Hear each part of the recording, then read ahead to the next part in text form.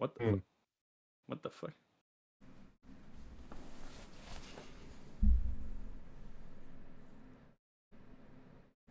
Hello, brotherly. It is good to see you again. It is I, the planetologist. Oh, I know what you're thinking.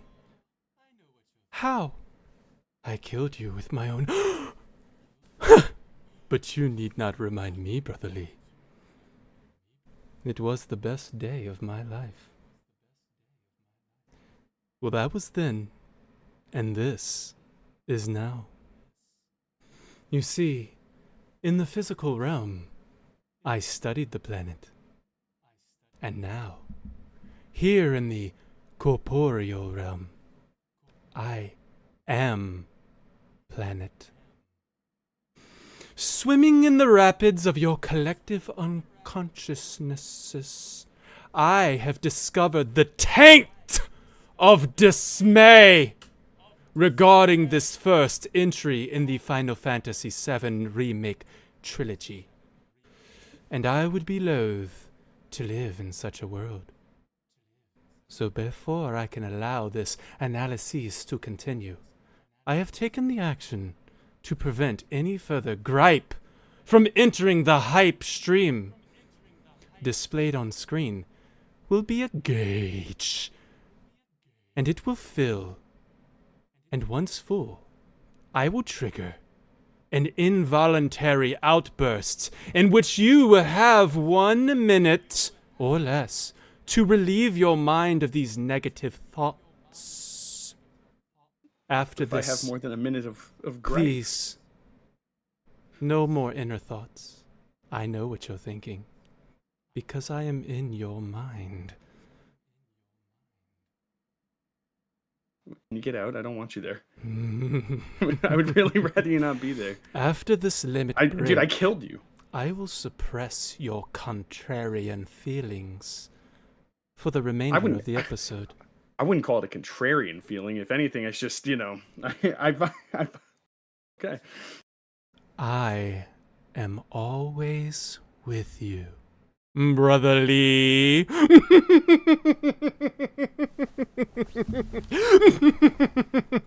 hate that guy. That guy sucks. I hate that guy. Warriors of Hype!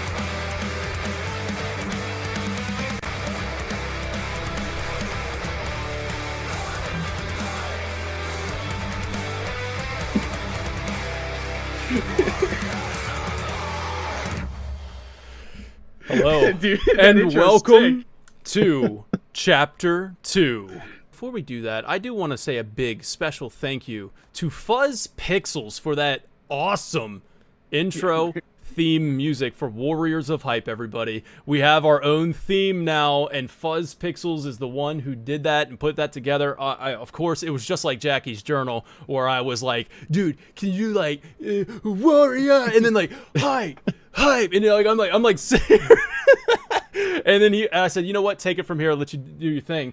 And man, what he sent back there, I was so excited to show it off today. And then I want to say a thank you to our ultimate weapon, Richard Stolz. Thank you so much for your support, and all of you lovely people who support over on patreon.com/Warriors of Hype, and also on YouTube membership. I also want to give a shout out to MJ Gallagher, whose new book, Final Fantasy 16 Mythos, is out. It's look at that beefy thing, man. It's great.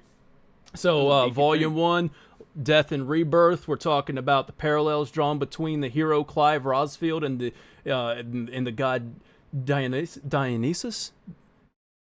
Yeah, something like Dionysus, that. yeah. Dionysus. And Jesus Christ.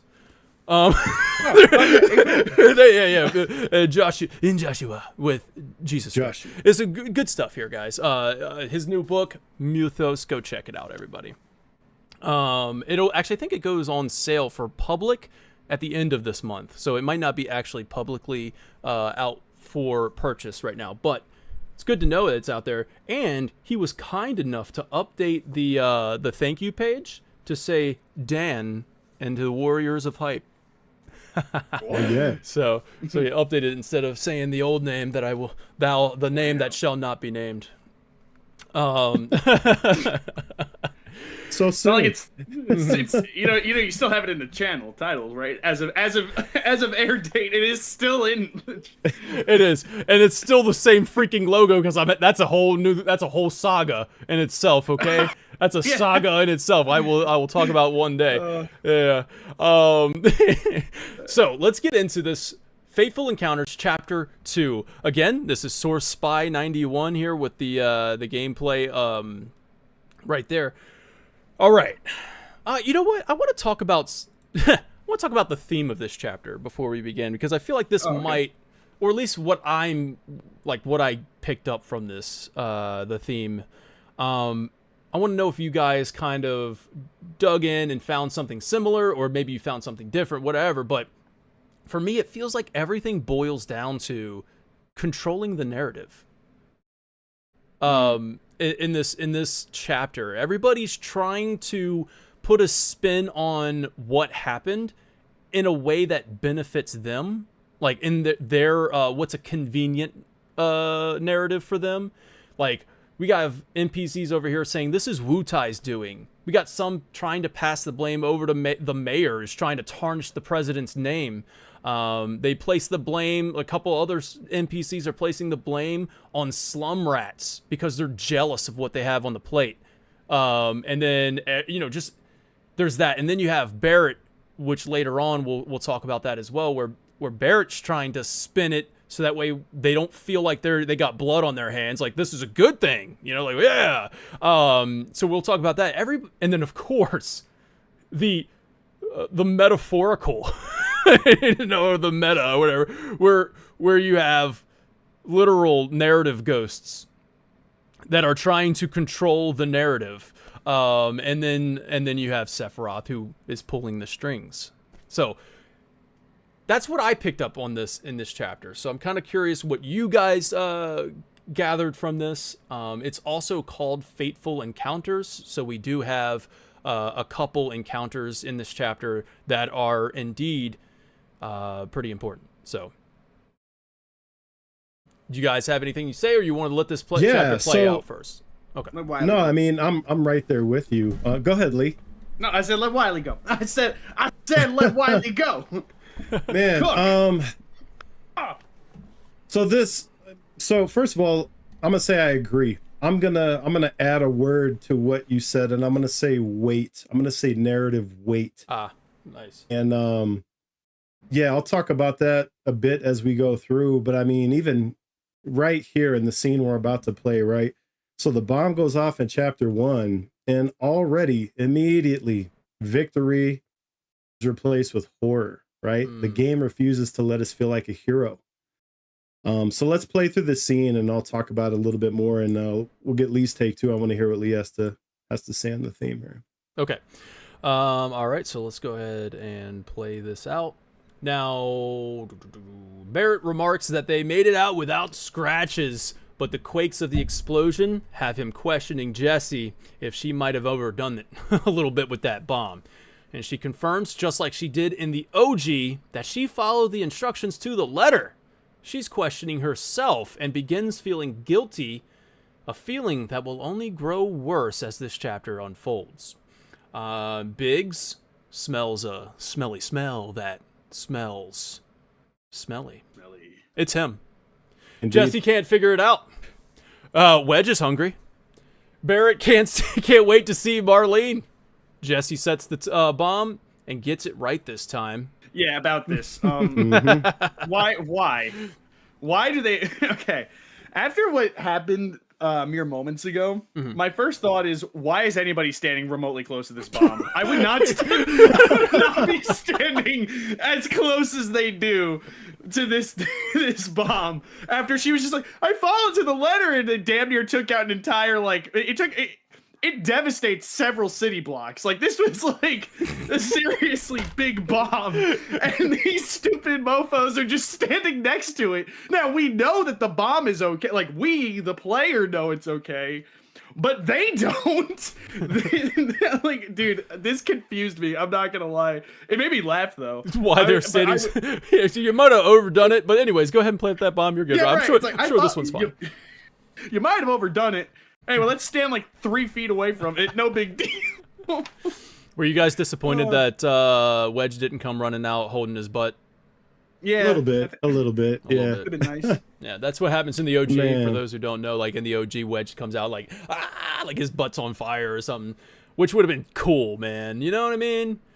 Maybe it would have been a little too goofy this early in the game. I think. Well, Maybe yeah, they were- tonally, what we're going for right now. I know that original wasn't that goofy early in the game, but I don't know if that's what they were trying to do with the remake. They wanna set up the stakes and the drama. And then Rebirth get a would have had little no goofy with it. problem with it. Yeah, Oh, Rebirth. That's how it would have opened. Wedge would have kept neener. All right, so yeah, pause it right here. Okay, this is okay. a good spot. Yeah, it's a great spot. So yeah, I mean, exactly what you said about the tonal thing, and I'm gonna bring it right back to what Lee brought up about that bomb. So this whole scene, right? Like, we don't begin with triumph or momentum, but we're underground, right? We're buried in concrete and dust, and the maintenance tunnels are claustrophobic and unstable. There's, flickering lights. The ground is still shaking, rubble shifting. The city is still deciding whether it's done breaking. So we can feel this heaviness, and this is foreshadowing. We haven't even come out of the tunnel yet, but this is foreshadowing what we're going to get when we come out this tunnel. But here's what's interesting. So Jesse immediately knows something is wrong, right? She followed the instructions to the letter. She does what engineers do. She's going back over when reality doesn't match the plan. She's replaying the details, right? The Mako density, the primary explosive, blasting agent. The bomb was calibrated for the core, not the whole reactor, not the whole sector, right? It was supposed to trigger a reactor failure, controlled, contained, not punch a hole in the city. So what's interesting right here with this explosive that she sets on the door is that the game gives us this quiet proof. The charge that she rigs on this tunnel door works perfectly. Just enough force to clear the path, not enough to bury them beneath concrete and steel. It's evidence, right? It's evidence in plain sight. Exhibit B says our girl Jessie knows exactly what she's doing. We, the audience, we know now for sure that Shinra wanted this worse than Avalanche did. So now the question is, why, right? So it's funny that Lee said, like, why are all the homies standing so close to the bomb? I think this is sort of evidence that they too are confident in her abilities and that something really did go wrong, right? So I think that's a nice thought. I wouldn't stand that close. I'm sorry. You couldn't convince me. I'm confident she's good at what she does, no doubt. But the confidence doesn't always reflect the skills that we put out. You could be a confident 100%. You could be a confident anything and still screw up. Yeah. I don't know, man. Could not pay me to get close to that bomb. So you we're talking about 2,000 gil. 2,000 gil. We're talking 2,000 about that gil, no. the tone of this, right? And the reason why I put that in my notes, the reason why Wedge is hungry and he Biggs is talking about getting showered and he needs a shower, and that kind of stuff. The reason why I cited it is because it's kind of important for this tonal shift that's about to happen. They feel like they just did something. They just feel like, oh man, we accomplished what we set out to do. We're feeling great. They come out of this door now, or this hole in the wall, and they go over here and they see the devastation. Such devastation was not their intention, right, Dragoon King? Yeah. My Final Fantasy 14 player, you should know this. Yeah. Come on, okay. All right. Anyway, I feel like it went over the head. Devastation. No, well, it Was did at first. not You didn't say it with the voice and the such devastation. Go ahead. Such devastation. Was not my intention, okay? Anyways. Sorry. Did you see the Red Bull? I'm trying to catch up here. I'm trying to catch up to speed, Dan. No, I'm right there, yo. Dan. All right, so Barrett's, because all right, on the intercom you got Shinra Emergency Operations Center now announces the terrorist attack, and it's pretty crazy. Everybody's starting to, you know, the tone shifts from the crew joking and about eating and showering to now they see the shock.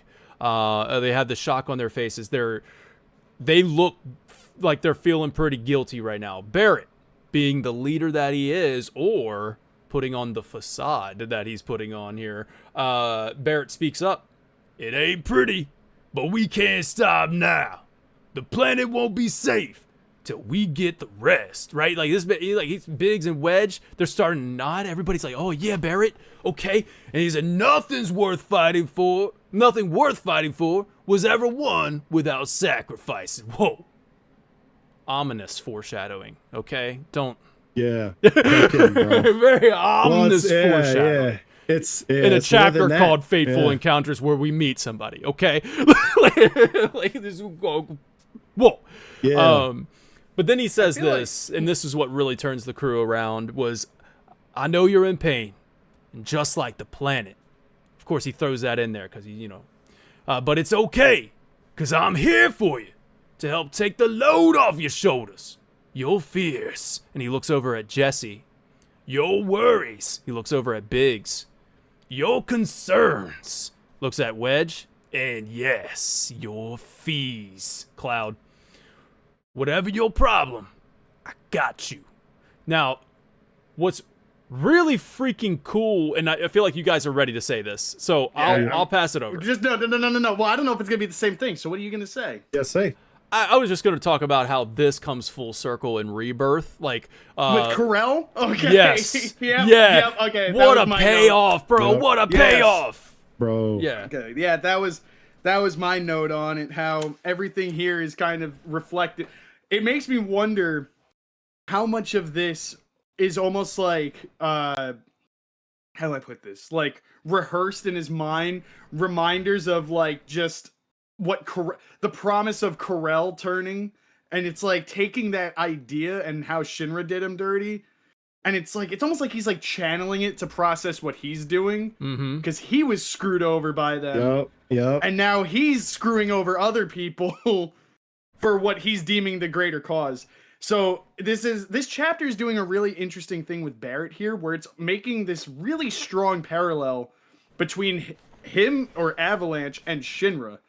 And I think it's interesting just how similar they are in how they execute their goals and what they're willing to do and what they're willing to tell people who follow them.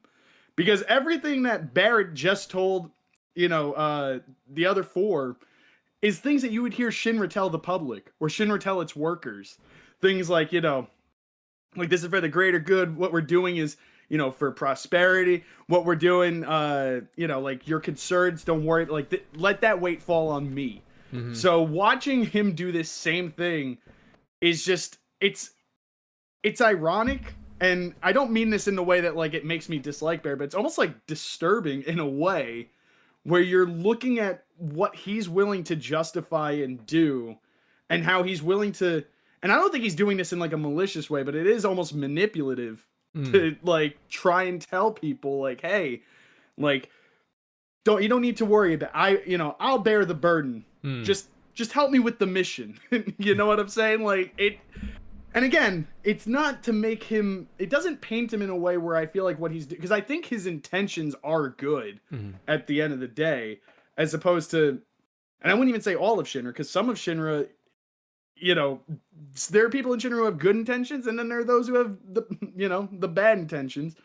So I feel like that it's point that interesting with him. Yeah, like that point that you made, I feel like is going to come back around too. Like it might even, like something we can keep an eye on as we go on throughout the chapters, is like that parallel that they're trying to draw between Barrett's Avalanche and Shinra. And like I feel like there's a culmination event that happens near the end of the game where that all comes together. So yeah, something to think about as we go on. New Nanaki nose just dropped. Yeah. Barrett's intentions, or no, Barrett's bravado. Yeah. All right. I see the Wiley. What you got? Yeah, there's a Wiley thingy. So bro. push play and then get ready to pause it here on Biggs's line. Okay. It's at the end here. Oh no, he just asked him. It was 5 seconds before that. That's my bad. That's all right. That's cool. Go ahead with it, and I'll pause as soon as I get. Yeah. Some. So after Barrett's speech, Big says, "So what's our next move, boss?" Mm-hmm. Right? He calls him boss, and that word matters. And Barrett earns that within the space of just a few breaths here. So I want to unpack why he's calling him boss here after all this. So this is going to play into what Lee said and what you said, and there's a few other things that I want to unpack here too. So when the party finally emerges from the tunnel, right? So you have Midgar burning, buildings are split apart, right? You have bricks and mortar literally dangling like broken teeth in the background. There's smoke. You have this Shinra announcement that you talked about, right? It's almost like clinically issuing this disaster warning and listing off the damage like inventory, right? This is a fragile moment for the party. So it's the kind of moment where belief wavers, right? The kind where intent doesn't really matter anymore, only outcome. And Jessie breaks first. She's like, no way, right? No way. And Biggs follows, this couldn't have been us. And even Wedge can't hide it. They're looking for denial. They're needing it, right? Because accepting the truth means owning what this cost. So Cloud doesn't offer any comfort. He's like, what's done is done. It's cold, but it's honest. And that's where Barrett steps in, not to soften the blow, but to add weight. So he reminds them this is only the first reactor. The fight doesn't stop here. Nothing worth fighting for is ever won without sacrifice. And this is the reason that Barrett can say this, really say it. The reason is because he's already paid, right? He paid in blood, his arm, his best friend, his wife, right? Everyone he knew and loved, his whole life reduced to ash, all in the name of Shinra's progress. So he ain't like romanticizing destruction. He's living with it. He recognizes the pain in the others, even when they can't bring themselves to speak it. He's witnessed it firsthand, right? What happens when you resist Shinra? And he knows that this road only gets darker from here. So he's not just the loudest voice in the room. Like, this is actual leadership. Whether or not it's fake or bravado or a face, right? That's a different question. But Barrett doesn't dismiss fear. Yep. He doesn't shame their doubt. He carries the weight. He tells them to bring everything to him. He'll shoulder it all, right? So when Biggs looks at Barrett and asks him what comes next, he's not saying it out of habit. He says it because in that moment, there's no one else it could be. Like, boss. Like, that's Barrett in this moment. And this whole scene, dude, like, in the context of everything we know of Barrett and what he's doing to say this and what it means that he can, and the fact that he's probably the only one qualified to say this, right? Bro, a man about to get the flowers again, and he only spit like 5 bars. So, like, I love this scene. Like, I really like it. I liked it a lot. I think though, where I stand on this is that the interesting part here for me is everything that he's been through, and that amplifies what he's saying here. No doubt. Like, you know, obviously it's a tied and integral part of his character and experience is living through a similar horror to which he just was responsible for in this moment. But that's what makes this, again, I don't know, maybe I got a different vibe from you guys, because like, yeah, he stands up as a leader, but it's almost unsettling to a certain, like, there is like a bravado to it where he's like, you know, he's kind of trying to pull the triumph from the fire. Do you think, know, like do you think it's we're gonna cut? This is gonna come full circle. We are for sure gonna come back to this. So like, I'm not disagreeing with you. There's 100%. There's a facade right here, 100%. But it's because I think it's from a position of he knows that they need leadership and they need strength because he didn't have that. He was all by himself. He was alone, and he's looking at each of them in doubt, and he's going like, I got you, I got you, I got you. And it is gusto. It is fake. Man's still wearing the sunglasses. We don't know what his real expression is, but we're gonna find come up later. Yes, and we're gonna get the other half of this conversation in a little bit. So I agree about the mask. Maybe what he's processing or how he's processing it or how we're independently judging that might be different. But I think we're seeing the same thing here. Yeah, and I wonder if the facade or the unsettling feeling that you're getting is only because you have the context of where he's at. Like, first-time players, like, hearing this, they would probably just be like, oh, wow, what a leader. You know, like, they'll be... what a cool Yeah, guy. you have no idea. Yeah. There's like this... there's like this, I know you're in pain, just like the planet, but it's okay. So, I feel like in that little... The intention behind that, it almost feels intentional writing there where I know you're in pain because I understand that pain. I feel what you're feeling. Like 100%. But then he's like, I don't know if he's like trying to bring in, oh yeah, because of the planet. Like, that's what we're doing it for. But he's also kind of like, obviously very selfish reasons, but it's like, just like the planet. But also I kind of wonder if maybe he does resonate with the planet. Like, he does resonate once he finds out that the planet is being, again, Shinra is taking from it, just like it took from him, where maybe he is actually dedicated to the planet, even though he's definitely using that as a motivating factor, where it's like he's using that as a justify his actions. All right. I have a quick thought on that, and I think, and I'm going to just say it as is, because I feel like between this game and Rebirth, the point will kind of show itself. But I think that it started as, I get this impression from Barrett where it started as that was the crutch. You can, the planet's not, I need, like, that's his motivation because he's scorned and he feels this drive to get back at Shinra after what they did to him. But I think, and this is more prevalent in Rebirth, but we just did a whole analysis. You should check it out if you haven't. But play Rebirth. But after what we know there in this game, we're gonna see him experience more of like people and the world and different background, and these are all going to make him, I think, actually resonate with the point that he was convincing himself was actually the point. Good. Like, he sort of grows into the idea, I think. Yeah. Not to say that he didn't think it at first. Like, obviously, he's like, oh, well, the planet's dying. Somebody's got to save it. Here I am. But, man, I think he's going to really grow into that. You ever take a sip of water and then, like, that joint just, like you go like this, and then, like, the splash goes right into your eye. You ever done that? Oh, yeah. I'm not crying. I mean, no, never. I'm not crying. Not even once. I'm too cool for that. Oh, okay, my bad.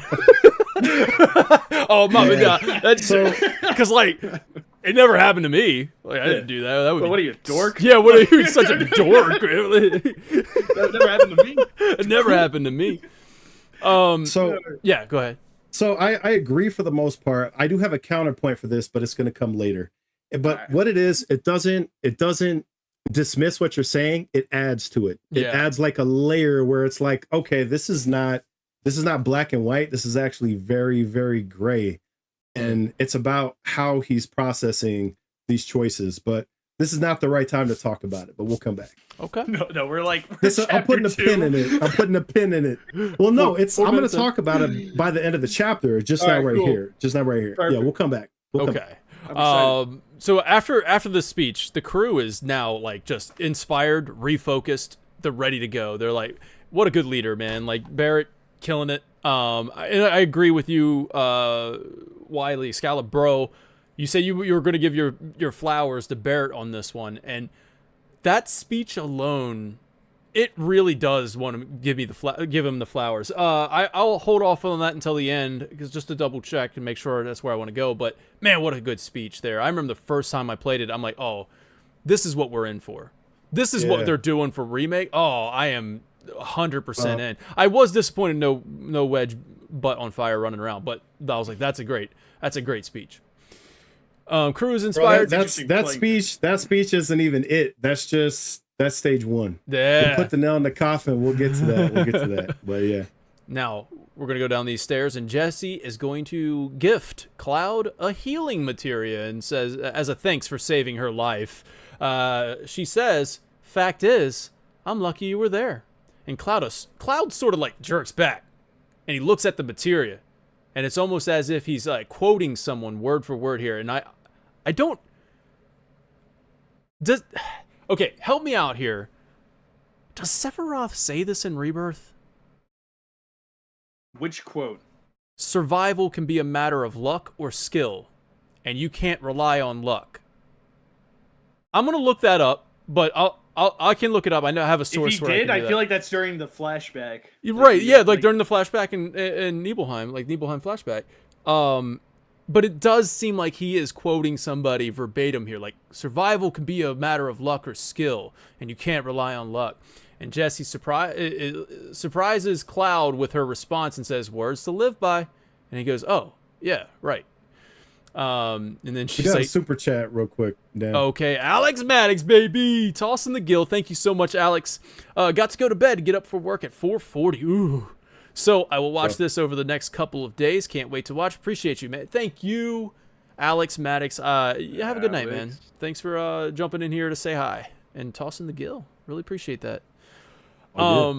Yeah, so like, and then of course she says, "You do know how to use that, right? You do know what I was, right?" I was like, "Oh, okay, cool. I like this. The comebacks. I like that." Cloud with a good comeback there. I'm gonna look that quote up, but let me know when you guys want to jump in. Yeah, so I mean, I could talk through this piece right here. Yes, so, please. man, the game is doing something crucial right here. So, like, just minutes after a timed escape from a critical reactor, it stops us from continuing to run, right? Slows us down, forces us to literally wade through the consequences. So Midgar at this point looks less like a city, more like a war zone, right? You got flaming cars, traffic lights in the middle of the street, and the people, right? There's a child in an alleyway nearby complaining that he was nearly crushed, right? His voice wavers. He's asking another kid, like, are we going to die? What if the plate falls? An innocent question, right? But an ominous one. And you find out these kids live near the slums, which is near Avalanche's home. So the game is already telling us that even children will not be spared by this conflict. And you know what? Contrary to that book title, some of these kids, they ain't gonna be all right. I'm sorry. Dang, man. Listen, You put it that way. but I mean, yeah, there's just tons of people here, right? There's an old man in shell shock, coated in dirt and grime, and he's unable to reach his son. Like, he's not raging. He's just there, kind of like in awe, and he just softly asks, like, who's gonna help him get to the station? Right? There's a woman that refuses to believe terrorists did this. Someone blames Wutai, which is a comforting lie. It gives the disaster an enemy. And another civilian says Shinra's enemy is our enemy, which is interesting, right? Some of these people have complete corporate dependence, right? Complete faith. Meanwhile, there's like families. Right, exactly. I see what you're doing. I see the parallel, Lee. 100%, right? So, but then you have families huddled together, literally with nowhere to go. Shinra emergency personnel are treating injured people, which is interesting because it's already like reframing the narrative, positioning themselves as saviors in the aftermath, right, of this catastrophe that they helped create, literally, And above all of this, and we're not quite there yet, but there's this collapsed expressway that hangs like a guillotine, and it drops, right? It drops as you're running toward it, trying to get to the train station. You got ruptured water mains are spraying, right? Exposed Mako pipes. Plastic water lines. Yeah. Sorry to trigger you. Got triggered. But I mean, limit breaks going up. Yeah. I mean, Midgar's not just wounded, right? It's actively falling apart. And the core of this whole thing is we did this. Yeah. We, the players, did this. We know that it was amplified by Shinra, but we did this. Yeah. And we're forced to feel it, like literally one beating heart at a time. All of these people's lives have been turned upside down, and it's just such a great scene, man. Dude. 100%. Everything you said. Just like the Shinra medics desperately trying to help people. Really like just puts things into a different perspective, because beginning of the game, you're going in and it's all about, oh man, we're taking them down, we're sticking it to the man, and like these guys are pure evil, and then you're like, oh wait a second though, a good man who serves a great evil or something like that. Well, maybe we'll get to that later. I don't know. I'll get to that later. we might. We'll get to that might. later. I want to say it's one of my favorite quotes in the entire game. Man. But yeah, so like, I mean, yeah, you got Shinra medics helping people. A couple interesting ones, okay? And I hate to be that guy. Be that guy. Be that guy. There's some interesting things these NPCs be saying. I got one that confused me. Okay. Well, here's the one. Wake me up. Wake me up from this. Oh. Just a bad dream. Started off normal, like so many dreams. Would you stop saying that? That was a quote from the NPCs. Okay, listen, I hate to be the one that's diving a little too deep, reading between the lines a little bit, like maybe not even between lines, reading outside lines. But we're talking about dreams. We're talking about dreams. Dan, You know where I'm going with it. Please ask the NPC. Did you see a rainbow in the sky? What do you see in the sky right now? What do you see? Why, Lee? Whatever do you mean? No, you're Wiley. That's I true. like how Anna and Misfit in the chat went with wake me Wake up me up before you go leave me hanging now. But instead of going wake me up inside, I can't That's wake what. Yeah, up. that's where my brain went. But yeah, so wake me up from this, and then it's just a bad dream. Day started off normal, like so many dreams do. What? Such an odd thing to say. It's just an odd thing to say. Anyways, I'll move on from it. I thought there was an odd thing to say. Was it was on the roof? There's a kid who's with their family, and they're like, "I want to get my toys." Yeah. Priorities, bro. You remember. Who cares? It's just Who cares about looking this? over the city, and the expressways collapse, buildings are on fire. Oh His man. parent is like, "We can't do that now." He's just like, "I want to." Oh man. Yeah, people definitely died. Like you got a couple people who are like, "Daddy," and I'm like, "Oh man." Dude, we don't know if The Mrs. Birkin down the implications. road's good. Like, why Yeah, do you care about toys? Like, why do you care about your toys for? Dang, man. It's one of those things where I would have just looked at the kid and went, What? What are you doing? Yeah. It made me stop in my tracks. I had to listen to what that kid was saying. I was like, what? I was like, you can't possibly be asking about this right now. Now, Lee, did you say Mrs. Birkin? Is that a Resident Evil reference, Lee? I just heard Birkin, so I was like, I just know threw my a name man out knows there. about- Maybe it was on the mind. I don't know. it might have been. Could have been on the mind. Maybe we should do a hypecast or a spoiler cast review. You know what I mean? Okay. I can dig it. That's an idea. That's an idea. All right, so we're gonna go a little bit further down. We talked about all this. Cloud, and I'm just gonna let it play. We'll catch up. Cloud is stricken by the sight of fire, triggering an emotional response from him. There's a zoom in on his eye during this mental glitch.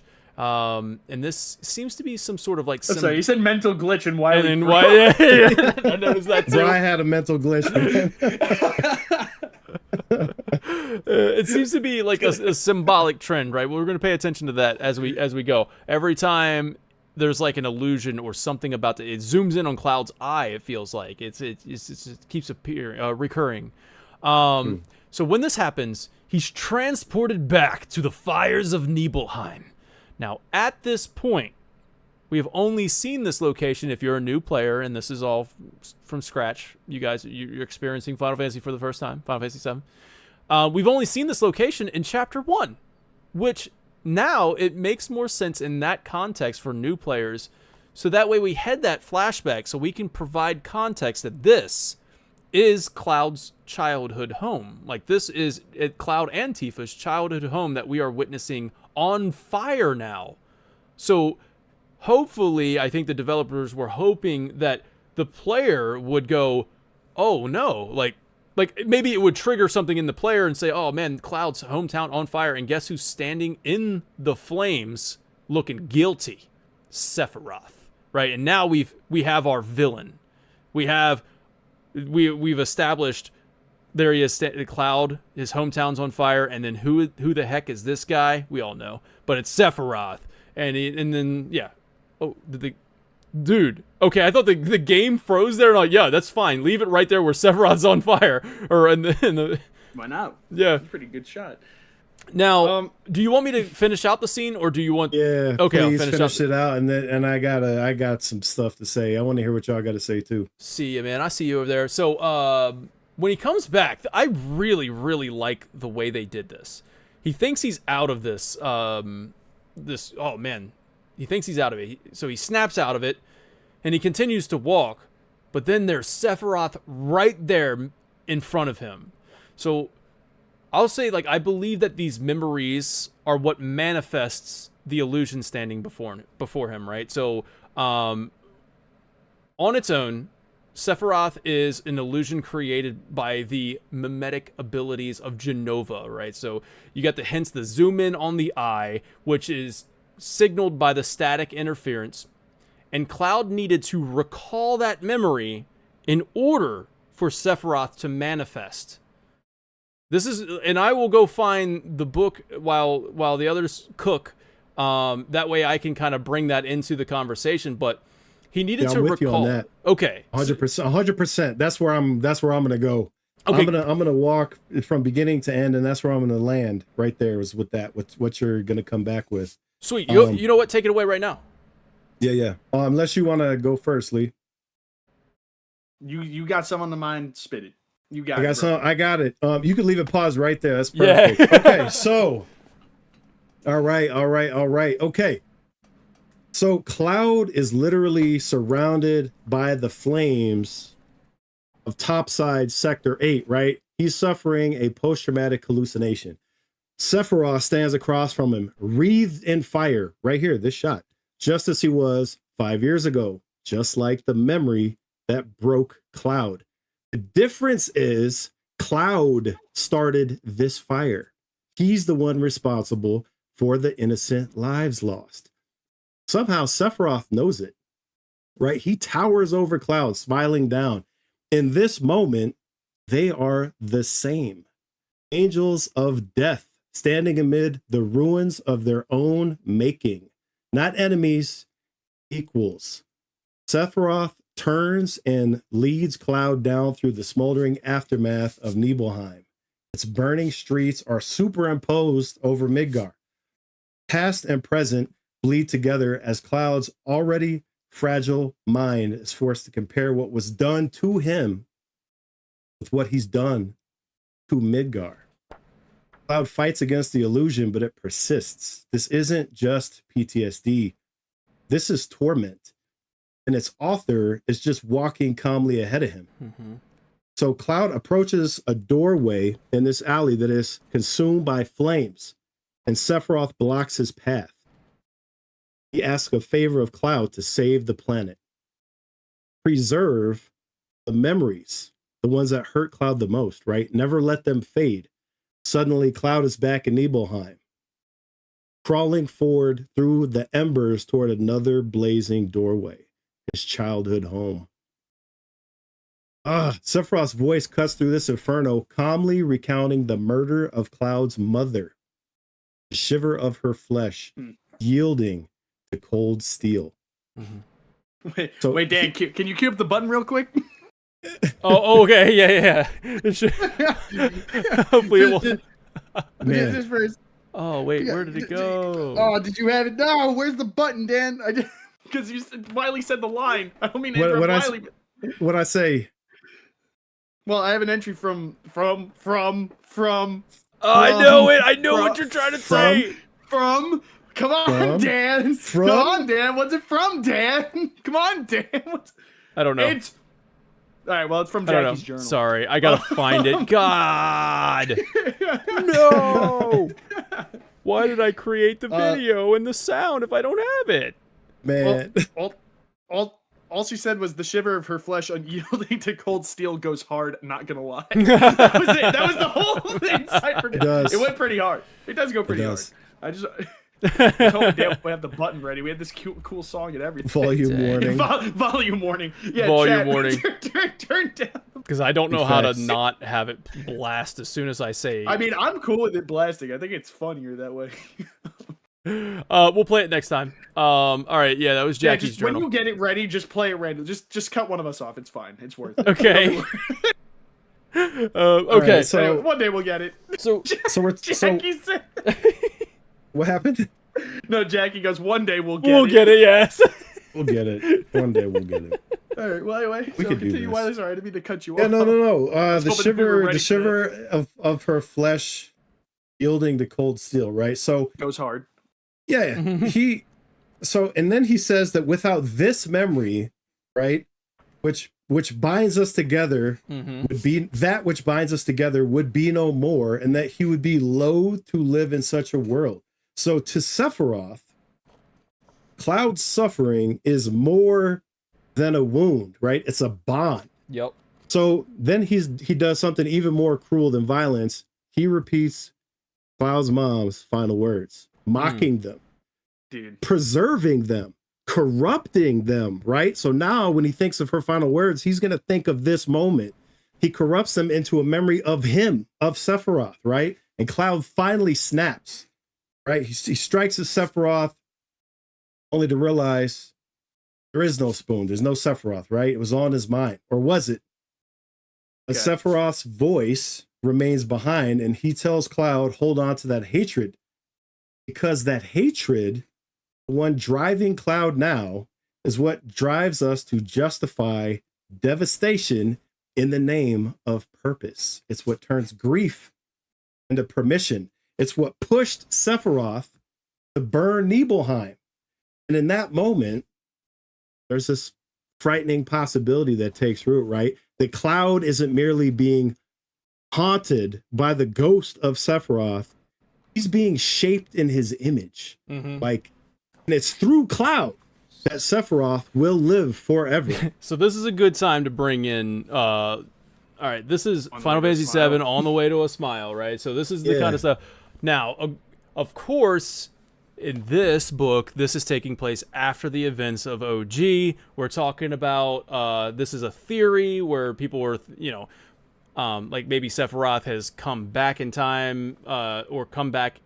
Yeah, I got something to somehow. touch on with that, but I'm glad you brought this book up. All Yes. right, cool. So I have a few Do little it. passages to read here. But granted, even without the theory, this still works, right? We know that life stream is made up of knowledge, memory, not that transcends time and space. So if he can do it after the events of OG, he can do it during this time as well. Maybe Right. now he has that knowledge that he can do it in this remake. So he's going to take into effect what he does in On the Way to a Smile, but he's going to do it earlier in this time around. Thus remaking the world. All right, so here's what I got. This is after he died. Basically, he lit his entire okay. If he could only cling to the core of his consciousness, he could keep himself apart from the abyss and stay free of the planet and its insatiable appetite. He made his decision. Cloud would become the nucleus. He yearned to tell Cloud this. I have not forgotten you. You are still in my mind. You do not know this yet, but soon you will. And we go over. Okay. You want me to finish it? All right, Just do it, because I'm so excited to bring something up. All right. And I want to bring in Livestream White for just a second. I know I saved this for a reason. Never mind. All right, we'll go to this. Livestream Black again. This is Livestream Black 2. So as long as Cloud remembers me, I will always exist within the Livestream or on the surface. Even if his own spirit were to disperse, the merest fragment of memory would be enough. It would flow through the planet on the living stream, and then one day, with Cloud's memories to help him, he would regain himself. And then this one also talks about how before that, he's at the rushing torrent, throwing it against Meteor. At the same time, the core of his spirit and the feelings that bound it swept across the land. As the eruption caught people fleeing in panic or frozen in awe, he decided to leave his own mark. Cloud would notice, he was sure, and then he would never disappear. So basically, what Sephiroth does is he throws every memory that was useless to him, the good memory, the like his time being a soldier, a comrade, and things like that. Just get rid of that crap. I don't need that. And and in the planet being like he's at war with this life stream that wants to, dissolve his soul into this, and he's like, no, I'm gonna cling on to Cloud here. You can have the rest, and you can throw it at the meteor if you want, but I'm gonna cling on to Cloud. And then this one says, okay, this is when he manifests. If I had Mother's power, if I had just a piece of her, I could forge another body for myself. I want Cloud to know this is my doing. I want them all to know that he was delighted when the spirits were entering the live stream and they were concealed within the planet's own life force. He floated throughout the world, leaving his mark on people everywhere he found them. More and more of them with every passing day. The others found the rhythm of their lives shattered, despair taking hold in their hearts. He was delighted in this, and he invited the darkness to grow and spread, and he wanted Cloud to know that. But he needed a body. It said he would need a body, and there were things to say with his human voice, things that he had to tear apart with his own hands, blah, blah, blah. Then he goes, at this last part, once I have Mother's power, I will exist fully in the living world. It will not be long now. Even if I am incomplete, it will matter not. Cloud will be there. Cloud will complete me.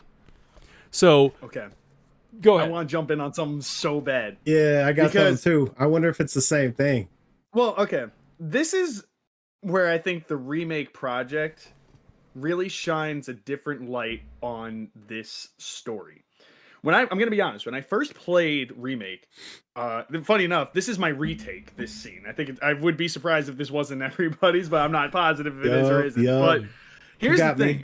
I'm not going to lie, when I first played this scene, I didn't care for it. And it was because, for the simple reason that one of the best things of the original is when they introduce Sephiroth and how they do it. So when I played this for the first time, I was like, man, why show him so early? Like, this actually kind of irritated me. And then, now I'm off the heels of playing, like, Rebirth. I've played it, fully front to back twice. Mm-hmm. And seeing what this project is doing and what the remake is telling here, I'm viewing this in a different light. And when we talk about I'm so happy you brought On the Way to a Smile into this. Yeah. Because the thing here is I find the most fascinating aspects of the original story. And I think a lot of people who are going to play the remake without playing the original are going to have a totally different idea of the relationship between Sephiroth and Cloud than how it was portrayed in the original game. I mean, it's been a minute since I played the original game, but as I remember when I played it, I found it fascinating that by the end of the game, most of Cloud's journey chasing Sephiroth, it was this one-sided obsession with an apathetic response from Sephiroth. It's almost like Cloud really didn't matter to him. It was Sephiroth. Sephiroth was just this thing that Cloud was fixated on. Yeah. And it was like, Cloud didn't matter at all until On the Way to a Smile and Advent Children come into There we go. There we go. And that's where this remake project takes everything into a whole new light. Yeah. And I'm like, okay, with that context in mind, this scene is super fascinating and interesting.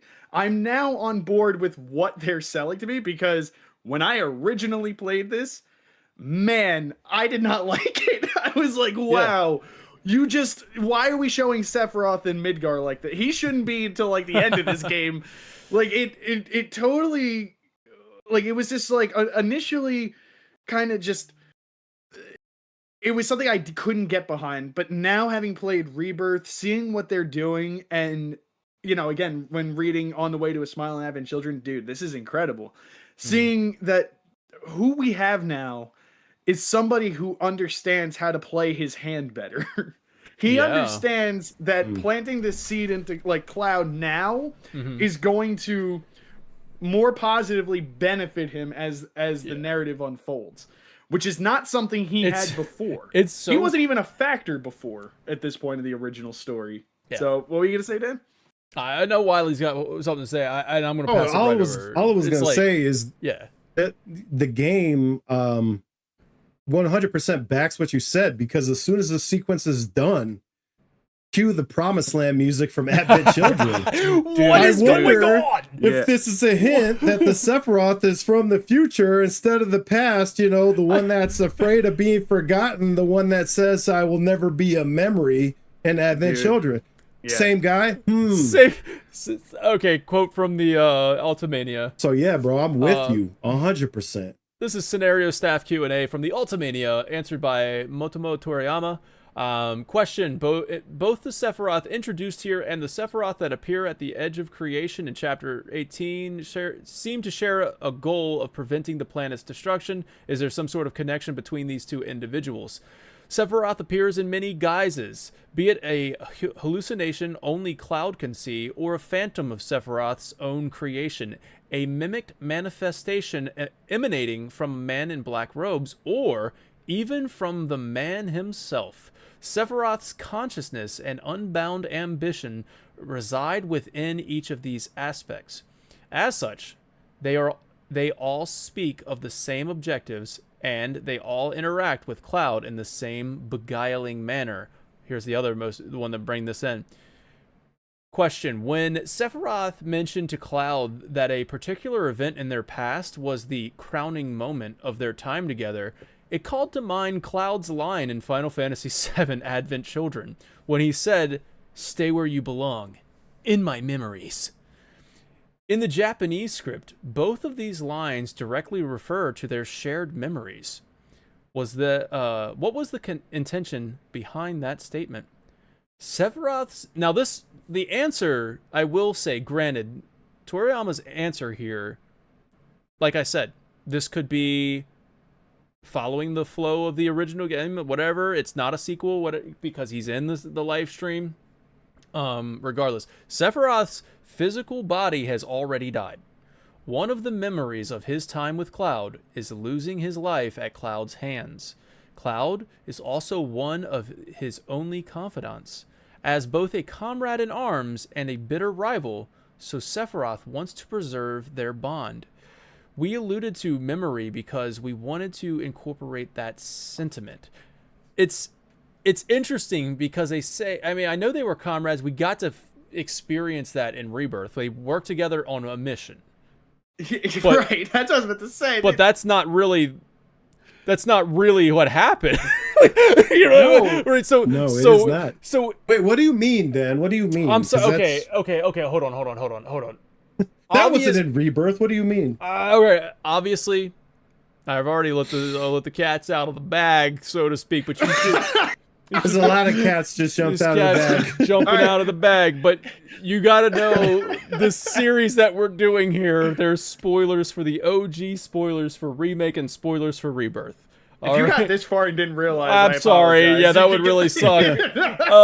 Bad. But yeah, I mean, like that wasn't actually him. So like, what do you mean that they were comrades in arms? Sephiroth, like all he said to Cloud was like, "Oh, hey, this is you're coming back to your hometown, right?" Like, didn't he say that you're coming to your hometown, huh? Yeah. I don't have a hometown, dude, or something like that. Sephiroth and Cloud, but their relationship, man, it's one of the most interesting parts of the original experience to me. For that reason, it's Cloud. I idolized this guy, and this guy was like hardly an acquaintance. Like I said, it was a not one interested. Side. Right, it was not like interested. By most of the events of the original game, their rivalry is insanely one-sided, where it's an obsession from Cloud, idol turned monstrous image of like that he just needs to expel, and Sephiroth is like apathetic to him. It's like this guy doesn't really matter. It wasn't until the end of the game and the start of On the Way to a Smile where Cloud's importance really mattered to Sephiroth, it seems. What you're saying, and it's so hard to do this analysis without feeling like this is the what direction they're going. And I'm trying to say, all right, when I take my notes, I have branching notes, like highlighted in like different colors, so that way this is the analysis if it's a, you know, remake or of like Sephiroth coming back in time. This is the analysis if it's just like, hey, you're playing this, like this is the new story. And they could be rewriting the story to make Cloud important to Sephiroth, but we're talking about multiple versions of Sephiroth because they say this in the Ultimania. There's 4 different versions or 5 different versions of Sephiroth. There's you know, we're talking about this Cloud going, I killed you with my own like he just recalled a memory that he's not supposed to know. And Remake is going to do this far more than Rebirth did. Like, so when we did Rebirth analysis, I think we maybe like theorized about the future Sephiroth thing here and there. And I think it was like, I remember the Midgard Zalem, sorry, the Midgard Swarmer. Like I remember that being a thing. We were like, oh, this, you know, could be something. But man, it really didn't feel like they were doing it as much as Remake. And Remake is doing this thing where they're setting up so many mysteries that Rebirth didn't need to solve. I know we were kind of like, oh man, we were like a lot of after Rebirth was like, oh man, this is, you know, very too close to the OG, not enough answers, but it's like they didn't need to do that. The part three is where all of this is going to come back around. But yeah, the Remake is setting up so much as we go back with the context of Rebirth and look at this through the lens of possibly this being a future Sephiroth with a new plan in mind. But yeah, I mean, like, your point, Lee, is so good to the point of like the OG Sephiroth's like, oh, you're a puppet, you're nothing to me. Like, and then, you know, like Cloud wasn't something he was obsessed over. Like it's you know, Sephiroth is obsessed with him because I wanted to bring in On the Way to a Smile because it shows you that Cloud is his nucleus. Cloud will remember me. Cloud will complete me, is what Sephiroth was saying in the book. Of course, after the events of the OG. That's because of hindsight. Mm-hmm. And that's what's making the fact that Chapter 2, we're getting Sephiroth and Cloud interacting in Remake, makes all of this just way more, you know, like, this was such a unexpected departure from the original. Yeah. And it really sets this expectation that, you know, like, sure, we're going to be playing out these events, but hindsight's going to be an important factor here on out about how Sephiroth in particular is going to approach, and Aerith, how these two who have hindsight or seem to have knowledge that they shouldn't, working with them. Man, I just it's crazy how you play a sequel and a scene that you previously didn't care for much totally takes a new light. Yeah. And because again, when I first played this, man, I was just like, why? Like, I rolled my eyes at this. I was like, why are we doing this? Why is he here? Yeah, like it was weird, you know, like I talk about how I love the OG, nothing will ever top it, and like going into this, I was like, I hope that it will, blah blah blah. But it's like this part I was cool with. I actually was enjoying this. I know this was actually a preview. So this footage was already out before the game came out, so I knew this was going to happen. I'm like, okay, Sephiroth's here, so I knew it was coming. So like as Sephiroth walks away, he's leading him, pulling the strings, and Cloud goes, "How? He couldn't be." But then, again, it could be whatever. He's recalling a memory, and as he recalls that memory, Genova rided. And then, like, it's this constant Genova riding right now. He's being Genova ridden right now, constantly. He's being what? Genova ridden. Genova Constantly. ride that. You know what I mean? Come on, ride that train. I was just thinking about it right now. Genova, baby. You're not real. You're dead. I am. killed you with my own. Dude, all right, wait. I want to give props to the animators in particular on this scene, man. This is a real treat in animation. When he says, like, when he quotes his mom, and that moment of realization, because it's like it doesn't hit him initially when he hears those words, and then you see the moment when like he realizes the run Clicks. Cloud, run away. Yeah, you see it in his face, like connecting the dot, like what he just said to him and how messed up that is, and it's what provokes him to attack. Oh man, The only thing that sucks about that line is you didn't know unless you read the Ultimania, or you didn't read the Ultimania and you had to wait 4 years until Rebirth comes out, and you're like, oh, that's what that is. But like in the Ultimania, that's the only way you know that he was mocking his mother's last words. Like, there's no indication that he was, I mean, other than, like, I guess he's talking about the shiver of her flesh, blah, blah, blah. But then he's like, I have a favor. I have a favor to ask of you. It's a simple thing. And it's like, you've already changed the subject from what you were talking about. Like, now my brain is not thinking about his mom anymore. That was my only thing where I was like, that line, that sounded so weird. I'm like, dissecting it, like, why would Sephiroth tell him to run away? You have to live. I'm like, why is it? I guess he needs Cloud to live. I mean, which in a way he does. He needs Cloud to live. The parallel image of the hand with like reaching towards. Because Cloud does that. They have that similar shot in Rebirth of Cloud reaching up, but it's towards his house where his mom is, and in this one, it's Sephiroth. Dude, he's goading him right now. So he's like goading Cloud's rage. Masterclass rage baiter. Yeah, masterclass rage bait. I mean, he's describing in detail how he killed his mother, and then straight up quotes. I wish I was this good of a rage baiter. Mission accomplished. Cloud is very angry.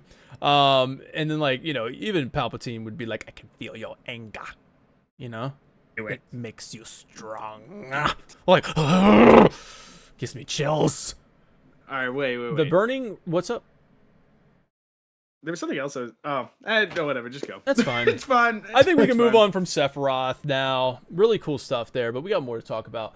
I do want to say how throughout this chapter, environmental design here, I want to shout out how the burning reactor is framed perfectly. Like, this is what you did. Yeah. Like, it's framed right there, looming as a reminder of this is your doing. Yeah, as everybody else is panicking and suffering. I know you noticed the clean camera control on the fire escape, Dan. Oh, I mean, that's impossible to do stairs like this. You can't. There's no way. Limit break! Limit break! Ah! Do it, Dan. Do it. I'm okay. Come on. I know you want. You want. All right. I'm okay. Whoa. I have a point. Oh, here's the kid that wants his toys. You little brat.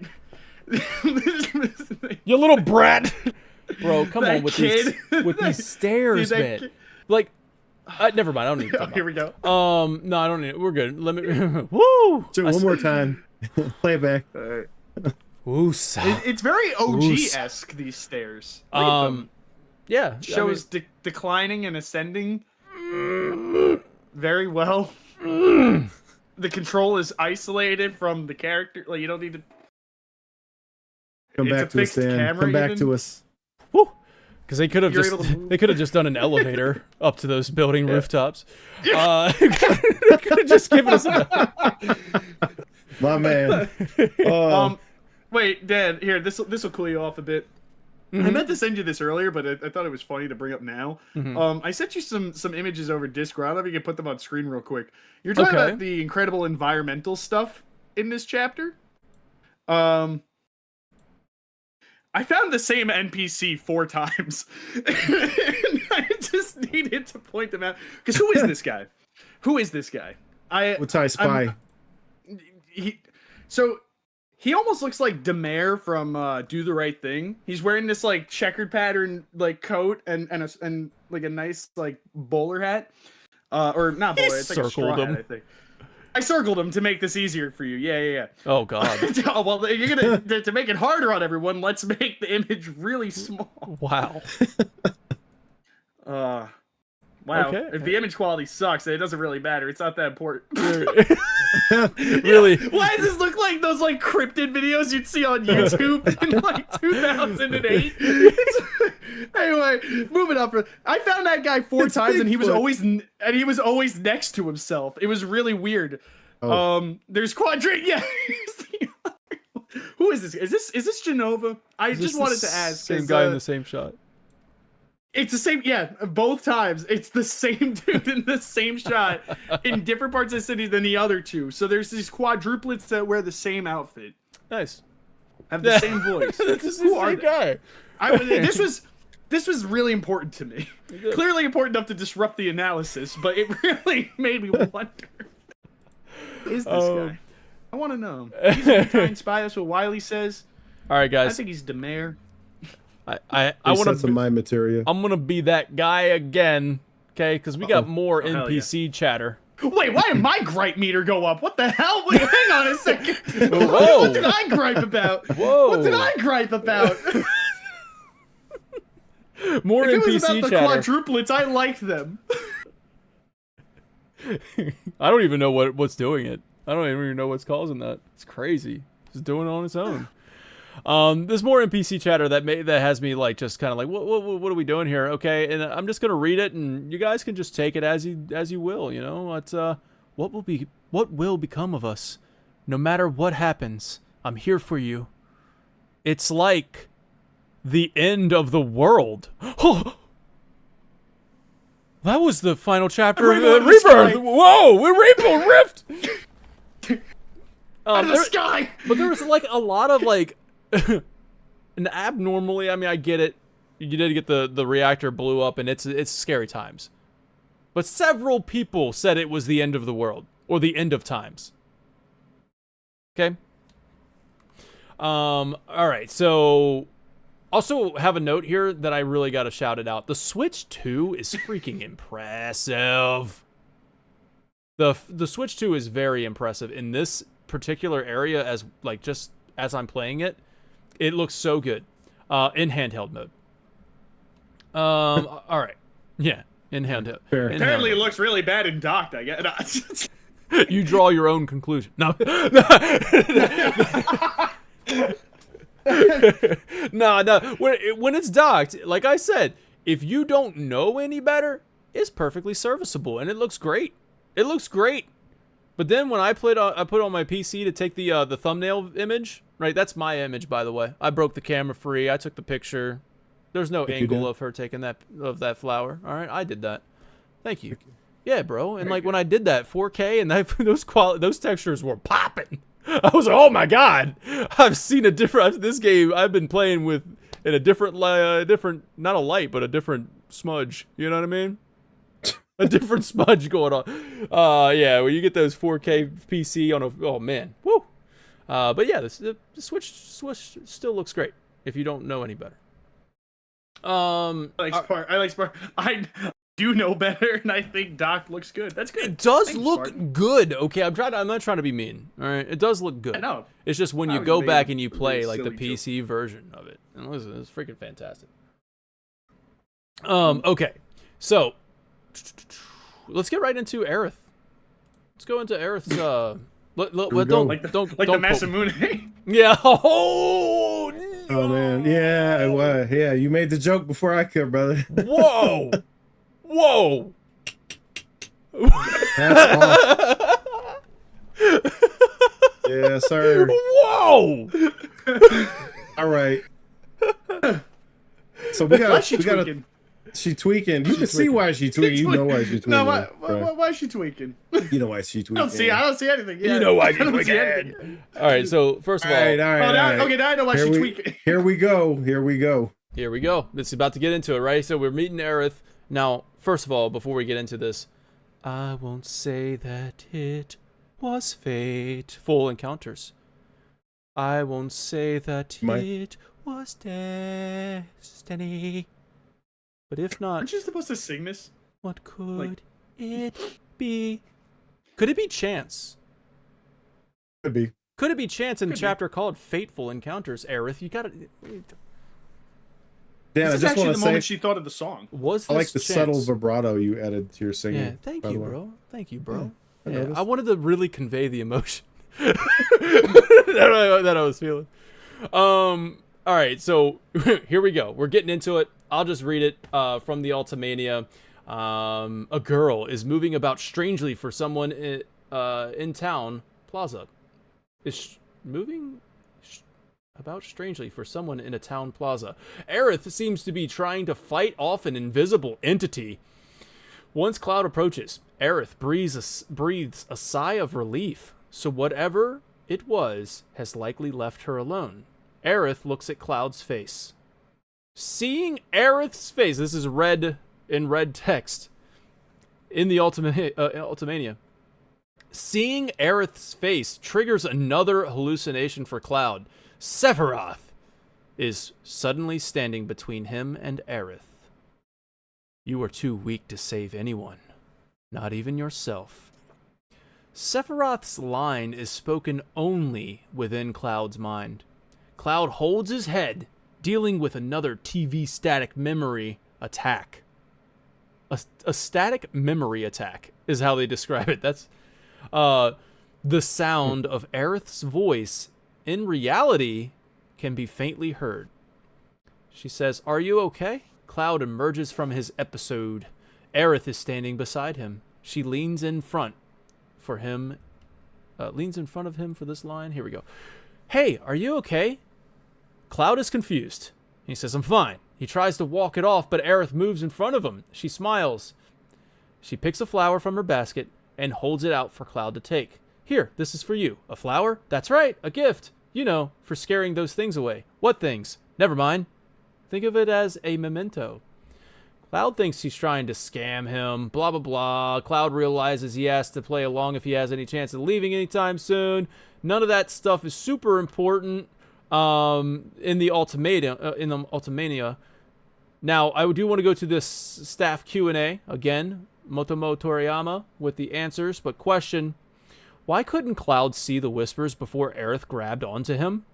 The answer, Cloud was able to see whispers encircling Aerith only after coming into contact with one.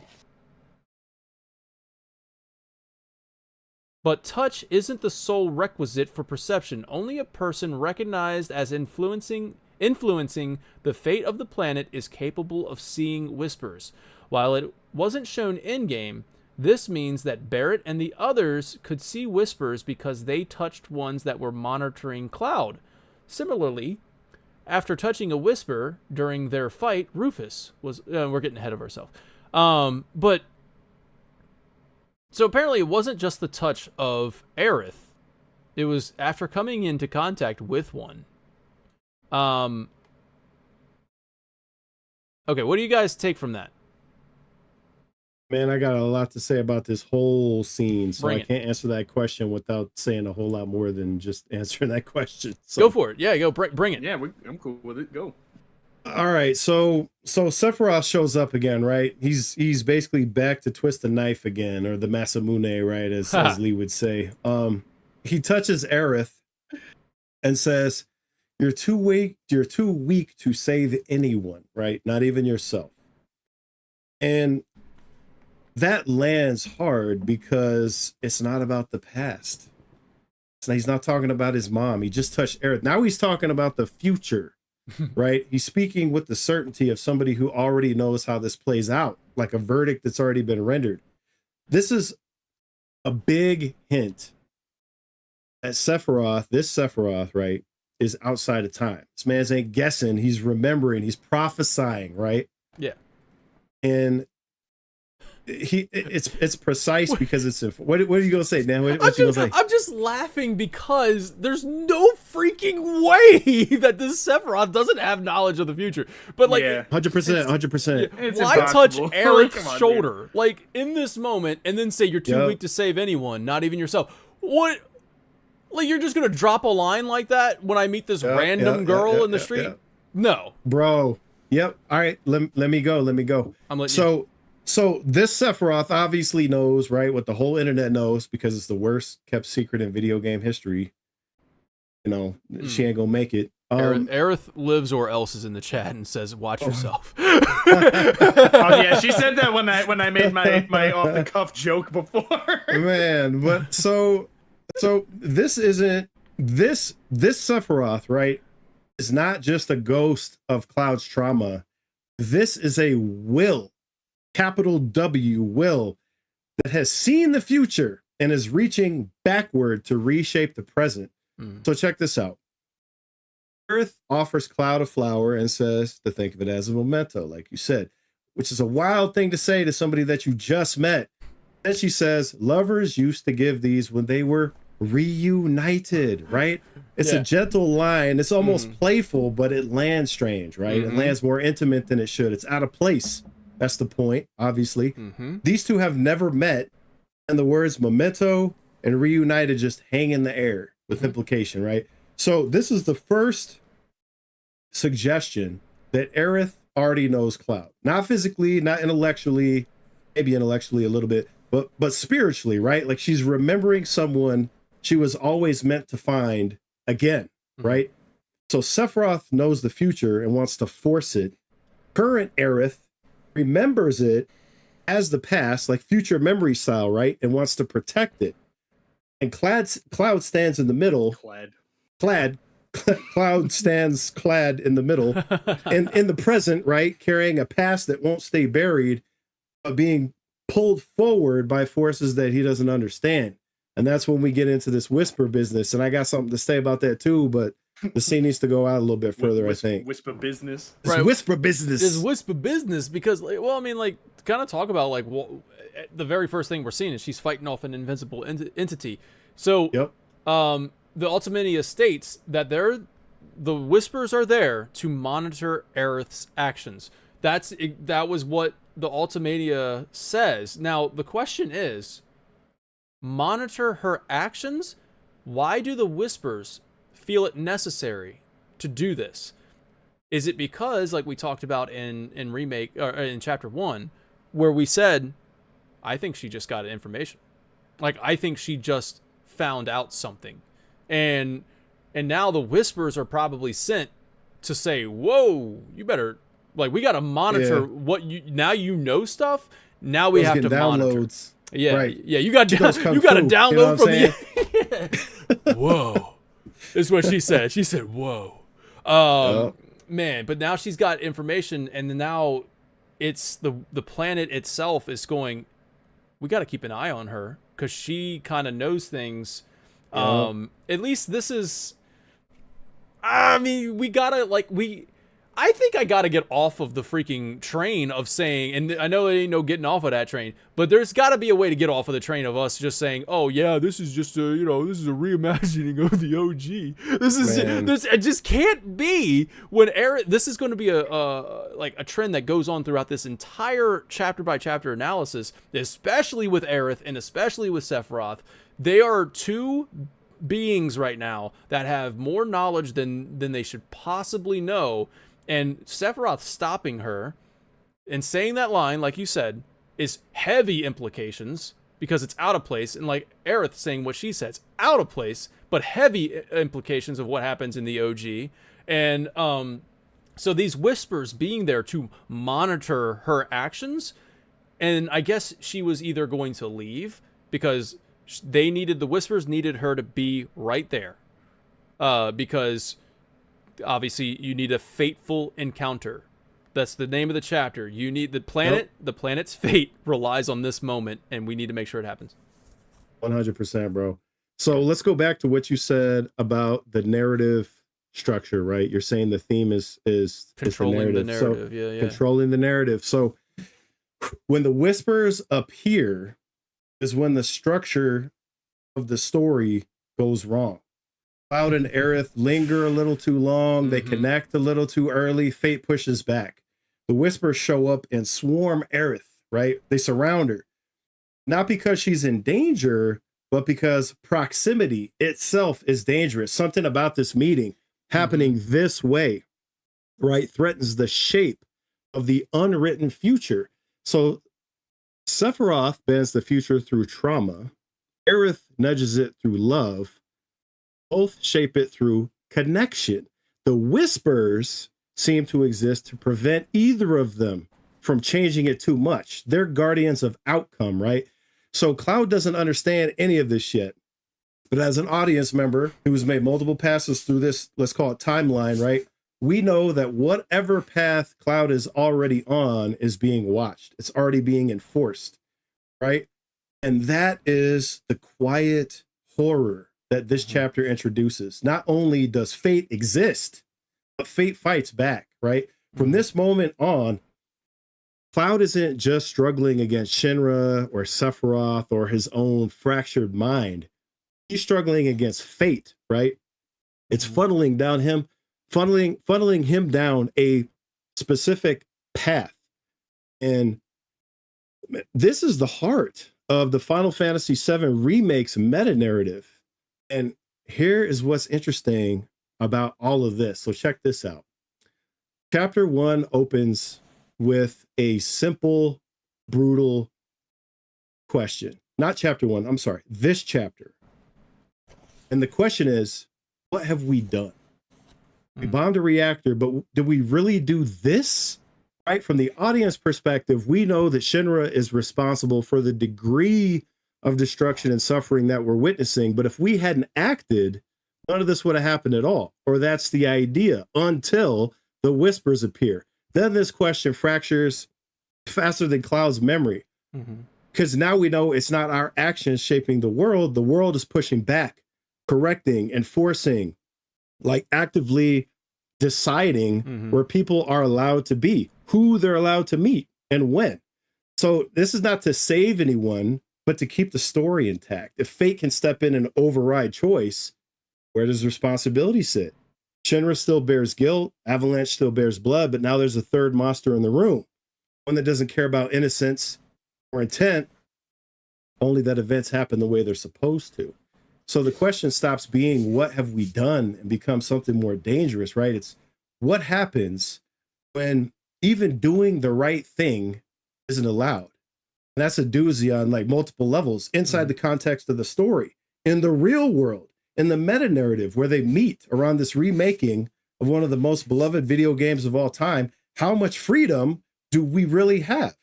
What is it we're free to do? Whatever it is, nothing is free from consequence, even sticking to the script, right? So this is interesting because it's like a meta commentary on yes. on creativity. Yes, and yes. Creativity of license. So yes, and so yeah, okay. Well, I'll pass it back to you boys on that. Like those are some thoughts I wanted to get out. I want to bring in Livestream White, all right? Because now that we've met Aerith, it's appropriate to bring in Livestream White. Now, this again is you can take it how you want to interpret it or whatever. Like Aerith shouldn't know the things that she knows though. But when she was in the live stream after the OG, and then she could basically I'm going to get to it. She felt Sephiroth's presence within the live stream. It was too dangerous to come in contact with him. She stayed away from his cruel consciousness, and that made it harder to discern his intentions. But the one time that she did stray dangerously close, she learned something important. His memories of Cloud formed the core of his will. But Cloud was her friend, more than a friend, for she had loved him. He was a symbol of everything she held dear, and she would protect him. And then she thought of Cloud living on the planet's surface, in the corporeal world. If she wanted to...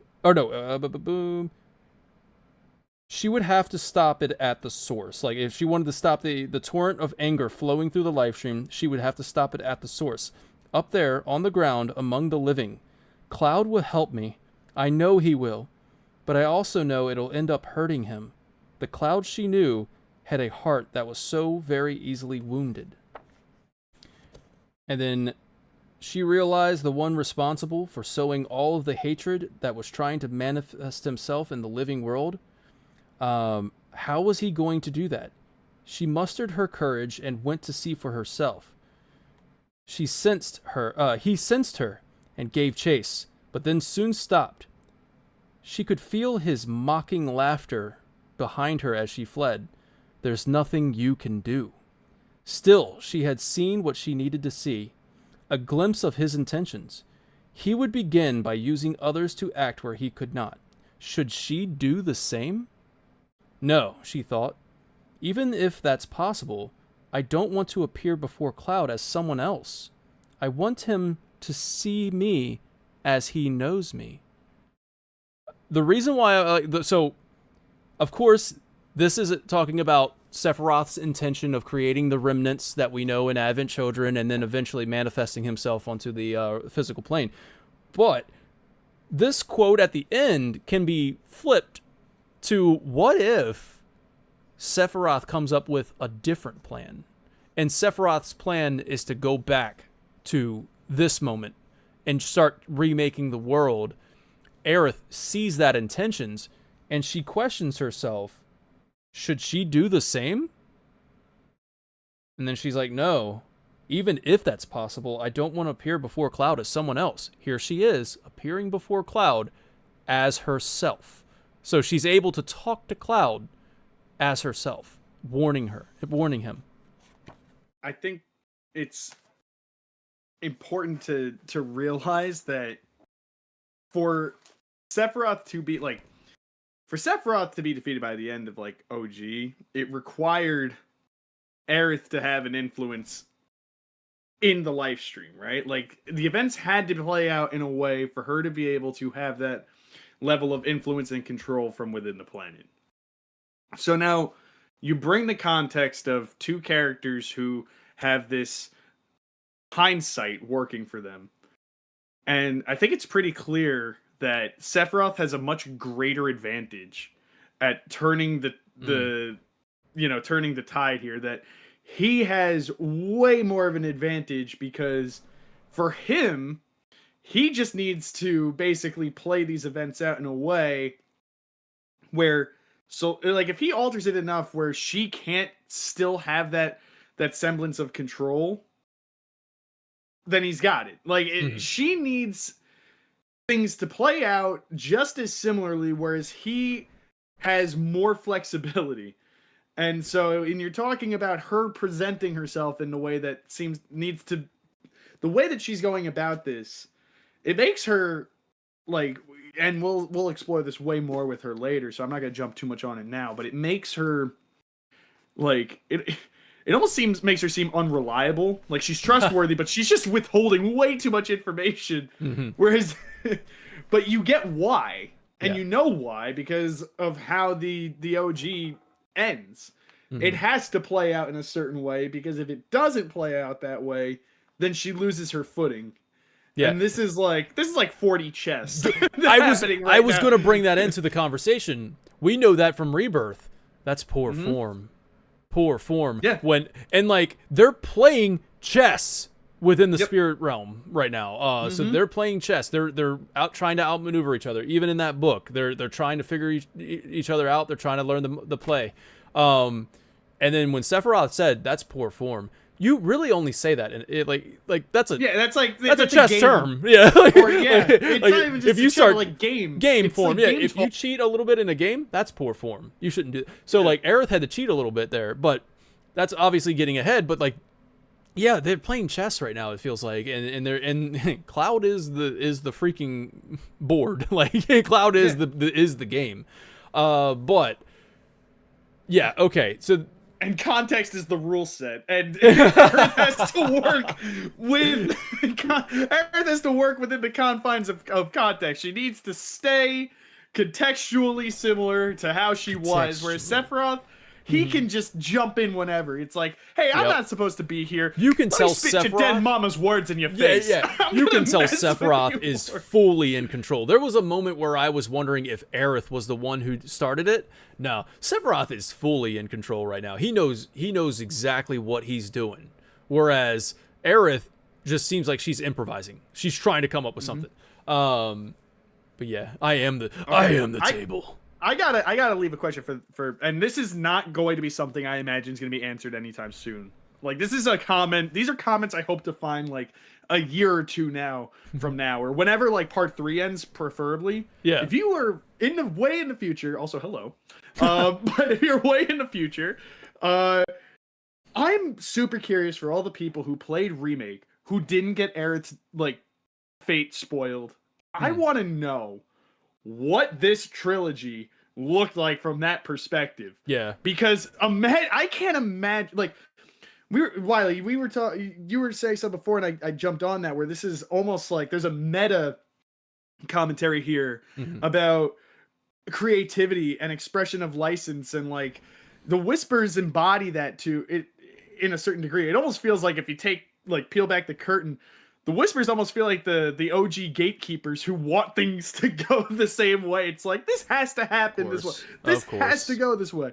And the thing is that Remake, this is telling a whole different story, but using familiarity to its advantage.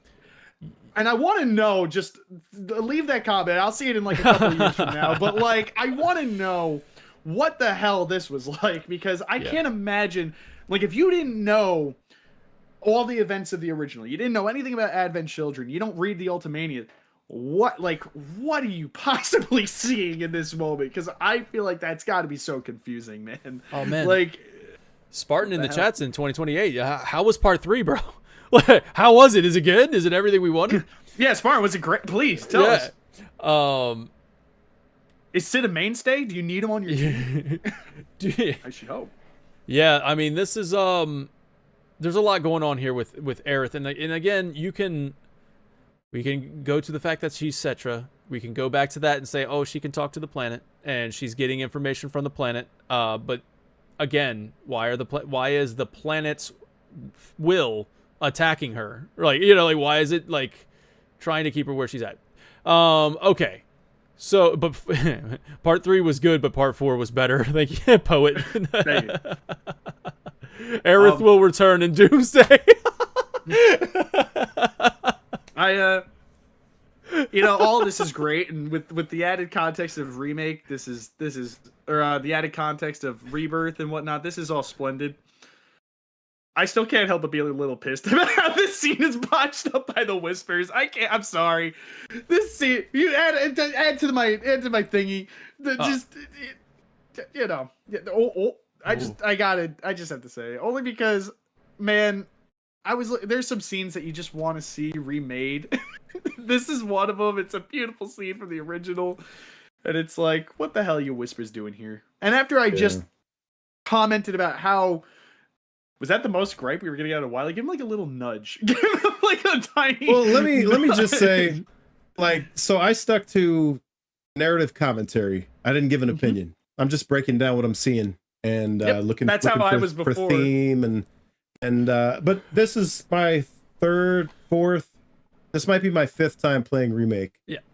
And so none of this is new. And so I'm looking at it. I am looking at it with fresh eyes. It's been since before Rebirth that I played Remake, because I played it once right before Rebirth, and I haven't played it since. But originally, I was not a huge fan of the way that this was handled. I'm okay with it now. I mean, there's a lot more context.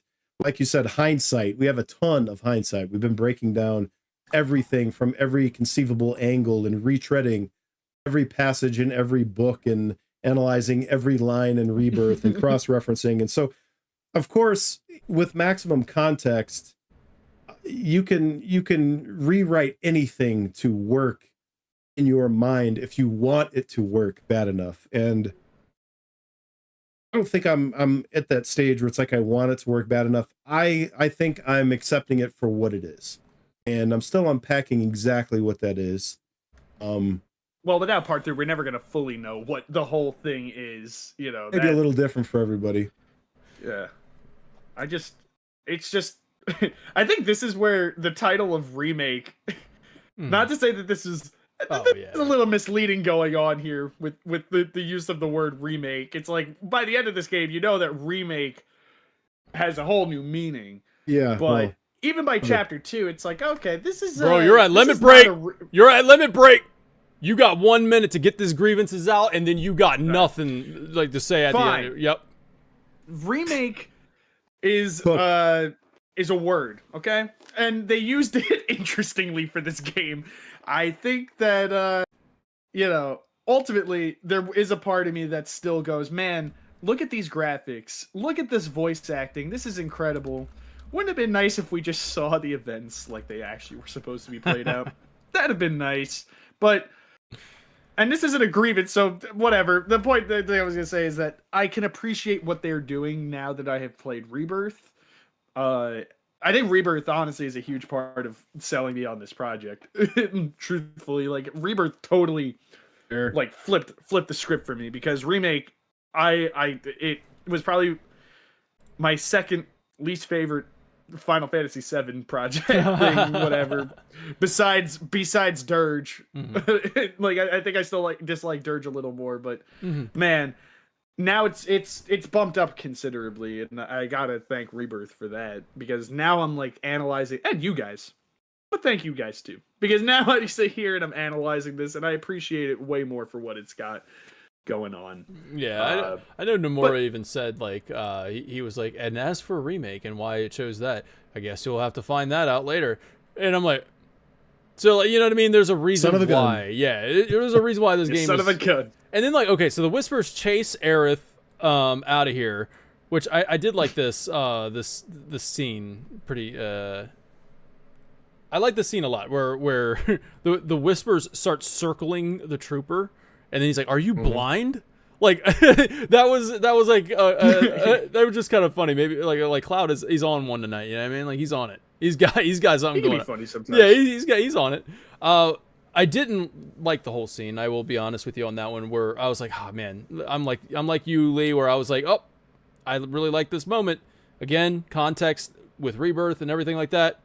But yeah, so now Cloud can see these ghosts circling them.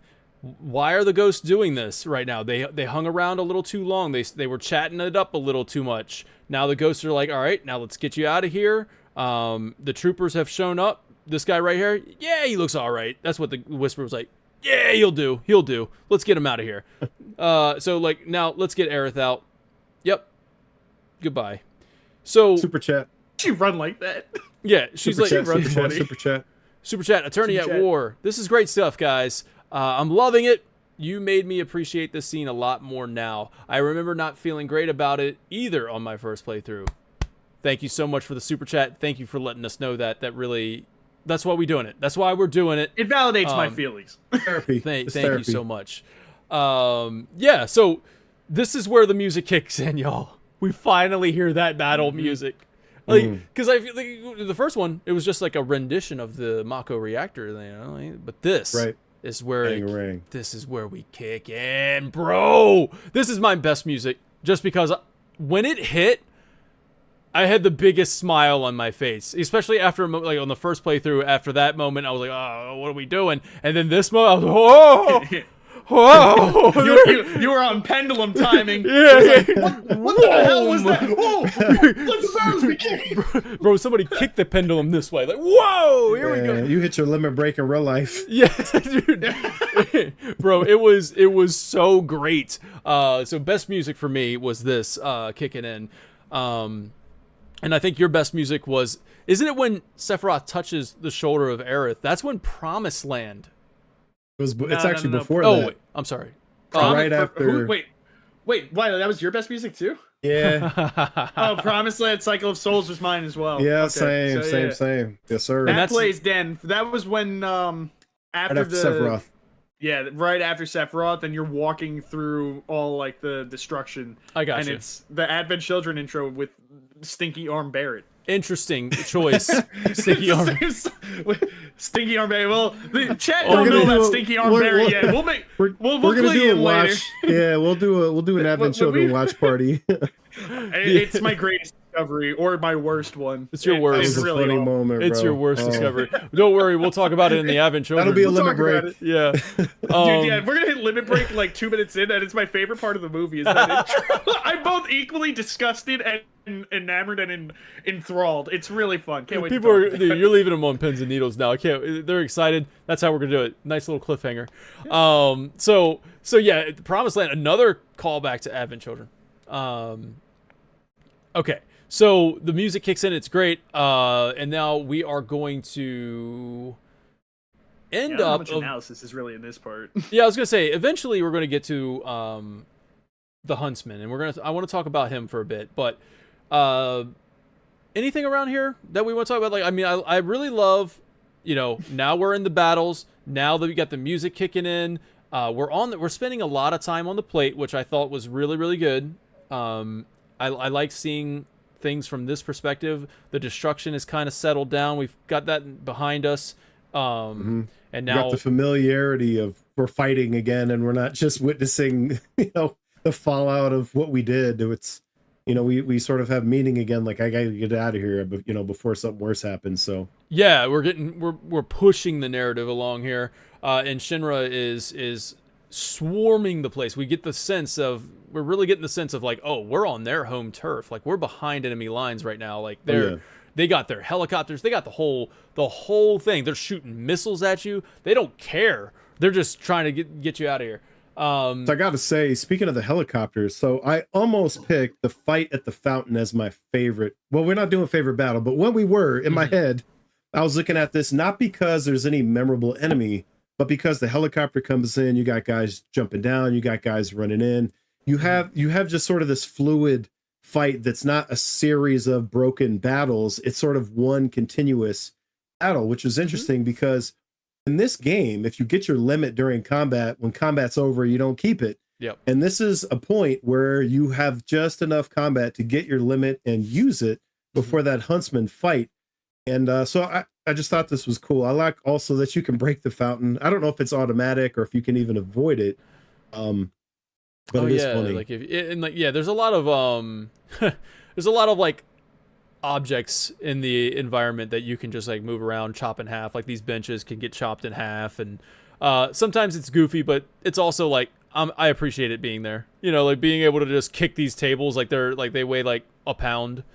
But yeah, I mean, got that Mako infusion, man. Super Mako man over here. Super Mako. Ooh.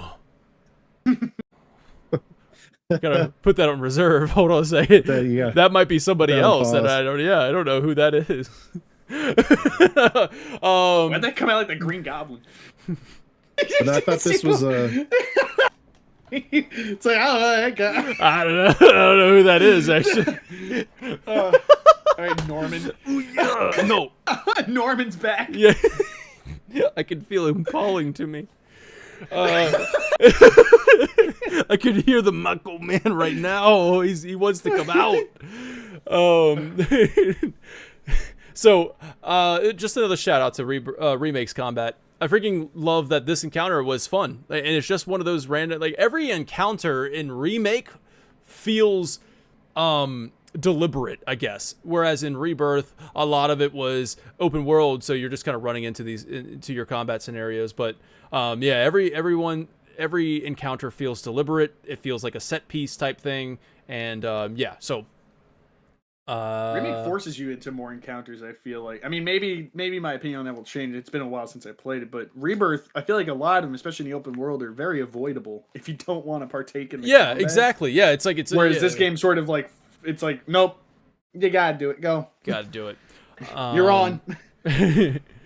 So yeah, I mean, I agree. I really like this little sequence here. And then we will eventually get to the Huntsman. Now, so the Huntsman, I made a video a while back. So if you guys are familiar with the content, you might have seen it, but I assume that you probably haven't. So I'm going to. How while ago are we talking? I did this one about Rebirth, and the video might even be called Part 2 rather than Rebirth. So I was doing what to expect, a what to expect series, and one of the what to expect was the Chocobo Farm. So in the Chocobo Farm video, what to expect in that, which we didn't actually get in Rebirth, which still feel like it's possible that we will, the Huntsman. A lot to say about the Huntsman in the Ultimania. I'm going to turn on the light.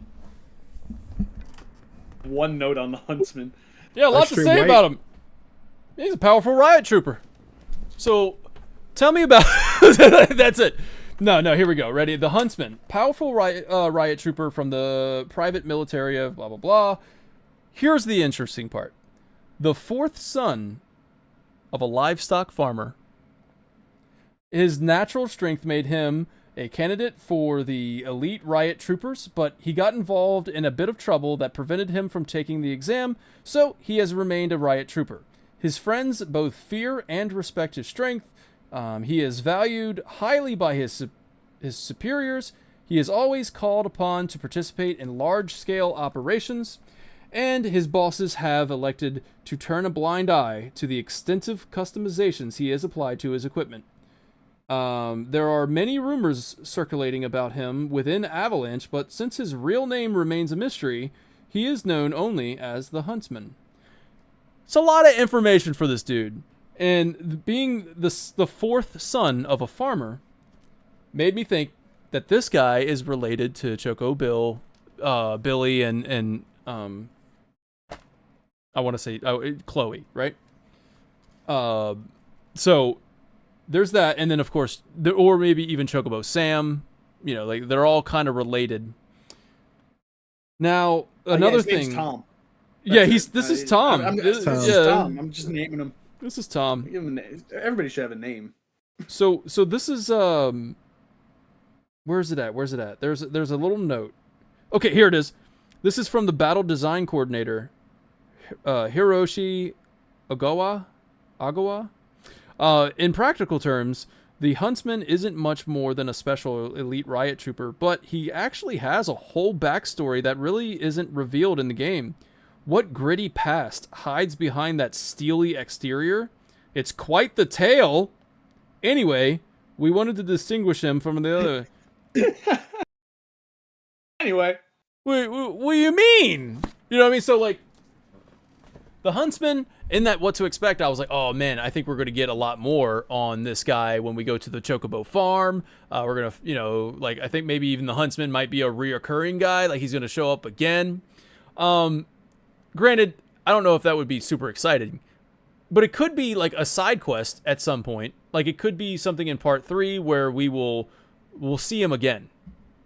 Why? It reminded me of or we'll hear about him again. We don't kill Jedi him. Fallen Order. You know the bounty hunters that you could have roll up on you sometimes in Jedi Fallen Order? He reminds me of those guys. Just this like random dude who has he's a little tougher than your average enemy, and he just seems like, you know, Remember, he seems more important, and he's just like, whatever. What was the mechanic or whatever, like Bob the mechanic or whatever? He comes running like, I'm gonna get you, and like the boss meter bar goes up, and like, and then he's and then you just go one slice and he's dead.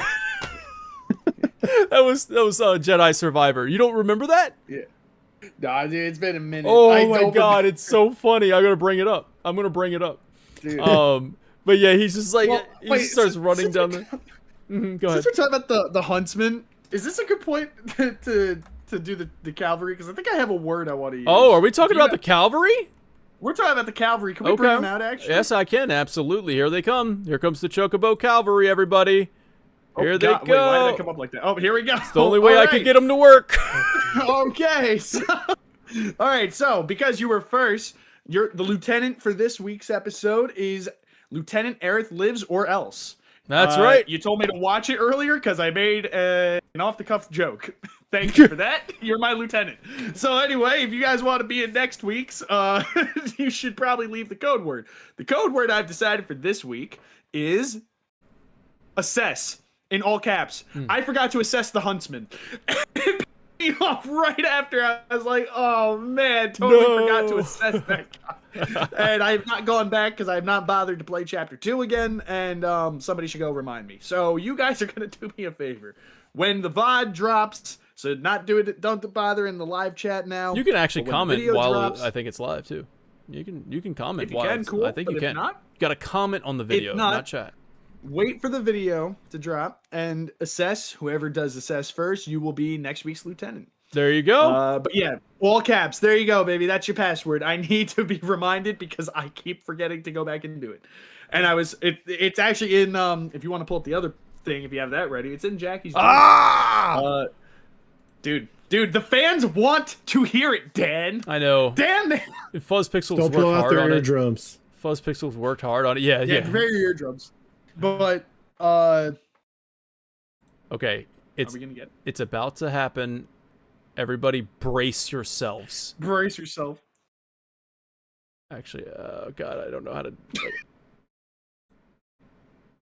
Here we go. Here we go.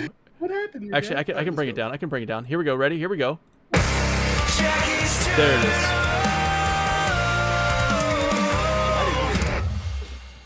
I hope they did. I think they did. They did. Yeah. Actually, Dan, I want to shout out something real quick. After you made this wonderful little visual, I took the old journal that I gave to Jackie, which was just like a spiral ring like college notebook, and I was like, wow, Dan gave you a nice journal. So I went and bought this leather journal to match the one in the intro. So it's this like nice, leather journal that opens up and looks just as pretty as the one in Oh the God, that was loud. I'm sorry, guys. All right, well, I even turned hit him it with it down. again. That was Fuzz Pixel. Sorry, guys. Blame him. I'm gonna get it right. I'm gonna get it right. That was Fuzz Pixel. Sorry, guys. I was referencing. I was like, that was what you heard was Fuzz Pixels. I wasn't saying he made it loud, but It sounded like you're like, guys, don't blame me. I was like, he made the song. It's loud. He made it loud. I need it louder. Asterisk X says. All right, well, brace yourselves, because Dan hit him with it again. hit him with it again because we got more Jackie's Journal. Everybody, here comes. Oh wait, and I muted it. Oh, now I hear it. Now everybody can hear it. Okay, cool. All right, we're good. We're getting it. This is why we're going to have a broadcast engineer in the future, guys. You guys get ready. The Fire Go Fighter is coming. But not today. But not today. But it is not this day. But it's not this day. Since we played it again from Jackie's journal, during that entire fighting section, she wrote, "I don't really have much to do or take notes on, while Liam is just fighting nobody-ass guys." Nobody asked, guys.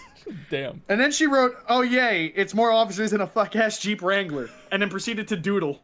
And that was... Hold the doodle. Oh yeah, here. Here we go. Hold on. Jackie's little Oh, I thought that was full screen. Jackie's doodle of herself falling asleep with little sheep. So yeah. Jackie's Journal. Oh man, that's great. Wiley, you're muted. Oh, that's my bad. All right, back it up, Dan. I don't know what I mean myself. Back it up, Dan. Back it up to not that far. Okay, so when Cloud jumps in, Okay. I just want to point this out for everybody because it's adorable. Oh wait, we missed one thing where he's like, "Wait, I know that guy." Yes. Yeah. Well, does he say guy or does Nope. he say sword? Yeah, does he say? Oh, smart. We all have the note on this, okay. Mhm. Yep. Because he's like, "I know that," and then there's a pause. Well, this English makes it way more ambiguous. I know that. Yeah, whereas apparently in the Japanese script, he's like, "I know that sword." He does say sword.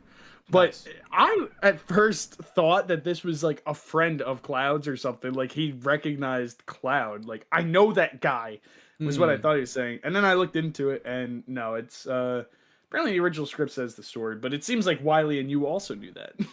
Yeah, I think this dude is probably one of those Zach fan clubs from Crisis Core. No, wait, isn't it the guy who knows Zach? I made that up. I'm just saying. Oh, I'm sorry. Okay. Wait. That was There's- supposed to be a joke, oh, not man. serious. Oh man, I'm hung up on Jackie blowing out people's eardrums. That's my bad. That was Jackie's That's fault. all right. I'm placing the. You see what I'm doing? It's everybody I'm but controlling the narrative. It's not my fault. It's the name of the chapter between Fuzz Pixel and Jackie. Controlling the It's never narrative. Dan. It's Dan always is the Dan. whisper. Dan, Right. you have become the thing you hate, Dan. And I have hindsight. You're the whispers, Dan. Oh. I'd like to consider that. Well, I don't know. I was gonna say I'm Shinra in this situation. I'm just placing the blame on everybody but me. just the way I like it. That'll be coming back around. That'll be Everyone coming else back is around at soon. fault. I've never done a bad thing in my life. Never done a bad thing in my life.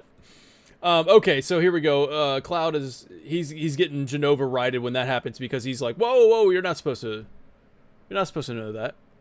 So he goes here, jumps onto the train. Really cool scene. Yeah, this is my hypey award. This is the hypey when jumping onto the train. Yeah, that's my hypey right there. Yeah, I like that.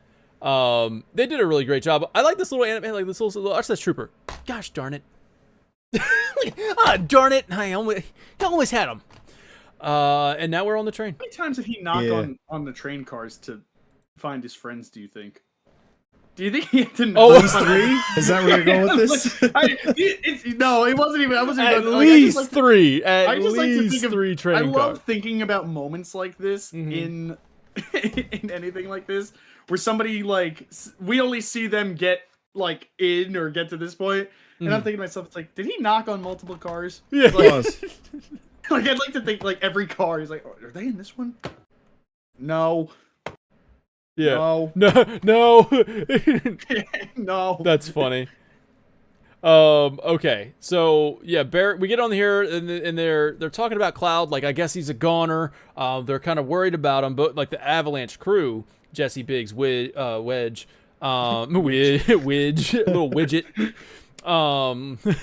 But they're talking about Cloud. Like, is he a keeper? Of course he's not. There's nothing wrong with Cloud. You see that guy. You see the way he fights. He's a freaking one-man army. This is the beast. You know, he's freaking awesome. But Barrett was starting to get a little, oh man, huh? You say he had me a little worried here. Yep. What a cutie pie. What a cutie pie. Oh, correct. That he feels responsible for everybody. He just does. He can't help it. You don't need to blow out everyone's eardrums, but Jackie wrote, Barrett was worried about Cloud. Yippee, yippee. Yeah. All right, never. We can blow out your eardrums. Yeah. I made it yippee, really yippee. quiet. Yippee, yippee. Oh, okay. Yeah, chat might say otherwise. I don't know. You thought you made it quiet before, and then I made it real quiet. But you know, yeah, like it had me worried there for a minute. Yep. And I think that shell kind of slipped a little bit. That mask slipped. Yep. Barrett's actually a little softy. There we go. And then even the team was like, "What?" And they're like, "Hey, whatever, man. Where the hell you been? What's going on, man? What's up?" So. Right. All right, so did you, good save, Barrett. Good save. Yeah, you wanted me to pause. Can't even here. tell. Is this the reason why you wanted me to pause here? About yeah, no, Barrett's... that was it. Yeah, you pointed it out. That was perfect. Okay, cool. And then, all right, so after this little conversation happens here, I can't argue with the results. We're gonna make our way to the front of the train. This is actually pretty cool. I like this the way they handle the train. It's very crowded. Like the OG really didn't give this sense of like, oh, you have a bunch of people from the top plate. They have to move down here. They're talking about, oh God, I gotta go down to the slums, man. I haven't been here. Right? Another NPC. It's like the end of days. And then you have Wedge. He's about to say something. If you're about to unburden yourself, don't. Man, you don't make it easy, bro. You know what I mean? So Cloud just being really blunt there. And then Biggs, he says, you get used to it. He tells Biggs, you get used to it. Like this shaking feeling, this doing stuff like this high danger, a little bit of maybe even a little guilty. You get used to it. And then Kyrie is also spotted on this train. What's she doing here? What's she doing here? She's obviously working, all right. working a job. Go ahead. I do have a gripe. Okay. All right. Oh. I don't. No. Wiley. This is a game design gripe. Why you got all these people talking at exactly the same time so we can't hear their lines? It's just like blah blah blah blah. Like, what? Are they all talking the second you walk in? No. Yeah, that's no. the funny part. They all wait till you get up there to start. Oh, there he is. Start talking. There he is. Start talking. Oh, dude. They start talking they start talking like us when we were doing like the first 3 chapters of Rebirth. Right. Wait for something to happen and all speak at the same time. Right. There's one funny line of dialogue in here. There's a guy you bump into, and he's like, "Hey, oh, sorry, I didn't mean to disturb you." And it's like, "Yeah, bro, just saw that sword." Yeah, that's right. He's all scared. You know, it's about to get real. Yeah. So Kyrie's on here. She's like, "Can you excuse me? I'm working." So she was like doing some sort of working a job there, like her merc or not a merc, but like the angel of the slums type thing going on there. All right, and then we talked to Jesse. Can't stop thinking about it. The bomb I made shouldn't have produced a big explosion like that. She's still thinking about it. And yeah, she's just kind of dealing with these. This is the wind down of the chapter. We're kind of reflecting on what we just went through. Cloud would refer to. Pause. Go back for a sec. Yeah. But keep going with your thing. But just pause for a sec. She says something in quotes. Okay. But keep going with what you're saying. Yeah, no, Cloud does refer actually talk to the team about the invisible enemies, and then of course, he has to shrug it off because he's like, just forget it, forget I brought it up because Barrett dismissed it pretty quickly. Jesse does bring it back up. You mentioned invisible enemies back there, right? And then he says, right. I'm just looking for excuses for something that was clearly my own fault. So she was like, invisible enemies, huh? I guess maybe they're the reason why this explosion was as big as it was. I mean, she's technically not wrong. They didn't expect that the invisible enemy was Shinra in that moment. That Shinra would do such a thing. It would be facts. Then in the grander scheme of things, the invisible enemies obviously is referencing Cloud's encounter with the Whispers, but it's just and it's funny because, Whispers largely represent things like change in the timeline. And then Shinra, getting confirmation that Shinra self-sabotage the reactor is a change in the timeline in a sense, if you look at it. So, really, the invisible enemy is the writers. who wrote both of these things. And meta commentary. Yeah, the invisible enemy is actually Final Fantasy VII Remake itself. So they once again refer to that assassination attempt on the president. So that is again they want to remind you of this game that never released over in the North America and stuff like that. But they love to point out something you'll never know about. But they're also they're trying to let you know that the avalanche that you're in right now is not the avalanche, or at least they're trying. I guess they're dropping these hints like you're not in the avalanche, right? It doesn't seem like it. So you got Barrett talking about hey, we're going to control this narrative, man. See, people are controlling the narrative. Avalanche is we care about the saving the planet, or they. So Barrett's sticking up for Avalanche. We're twisting the narrative. Both sides of this conversation. Shinra's in the right, you know what I mean? No, Avalanche is in the right. Law abiding, really? So, and it's the one who's in power who controls the narrative. So in this situation, Barrett has the power. Dude has a gun arm, and he's big.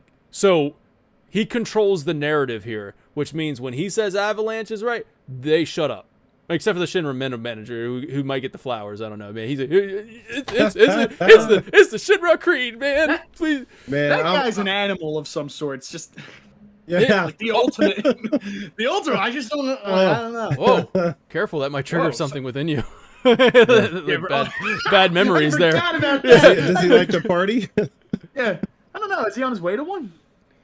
Is he on his way to ultimate, man? All right, I got some commentary about this Barrett Shinra interaction here. Barrett literally put his foot down, by the way. Yeah, I got a lot to say about this one. So I have a lotter. You got a lotter, yeah. So I'm gonna feed right off what you said about this power dynamic, Dan. Because it does kind of feel like he's taunting them, right? This feels like he's going a little bit over the top. It's almost, I would say unprovoked, but Barrett's loud. He's imposing, right? Mm-hmm. It's easy in this moment to feel like a flicker of sympathy for the Shinra suits on the receiving end. Yep. Barrett looks more than a flicker. Well, I'm gonna break this down for you. Barrett looks unreasonable, right? Like a man. It looks like he's picking a fight where none exists, right? But Shinra But Shinra does not respond with truth. They respond with a script, right?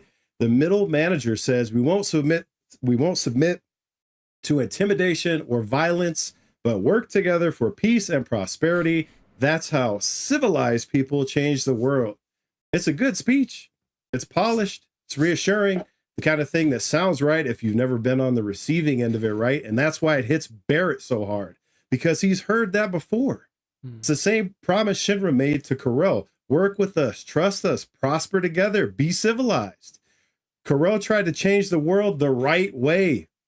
Shinra answered by burning the town to the ground.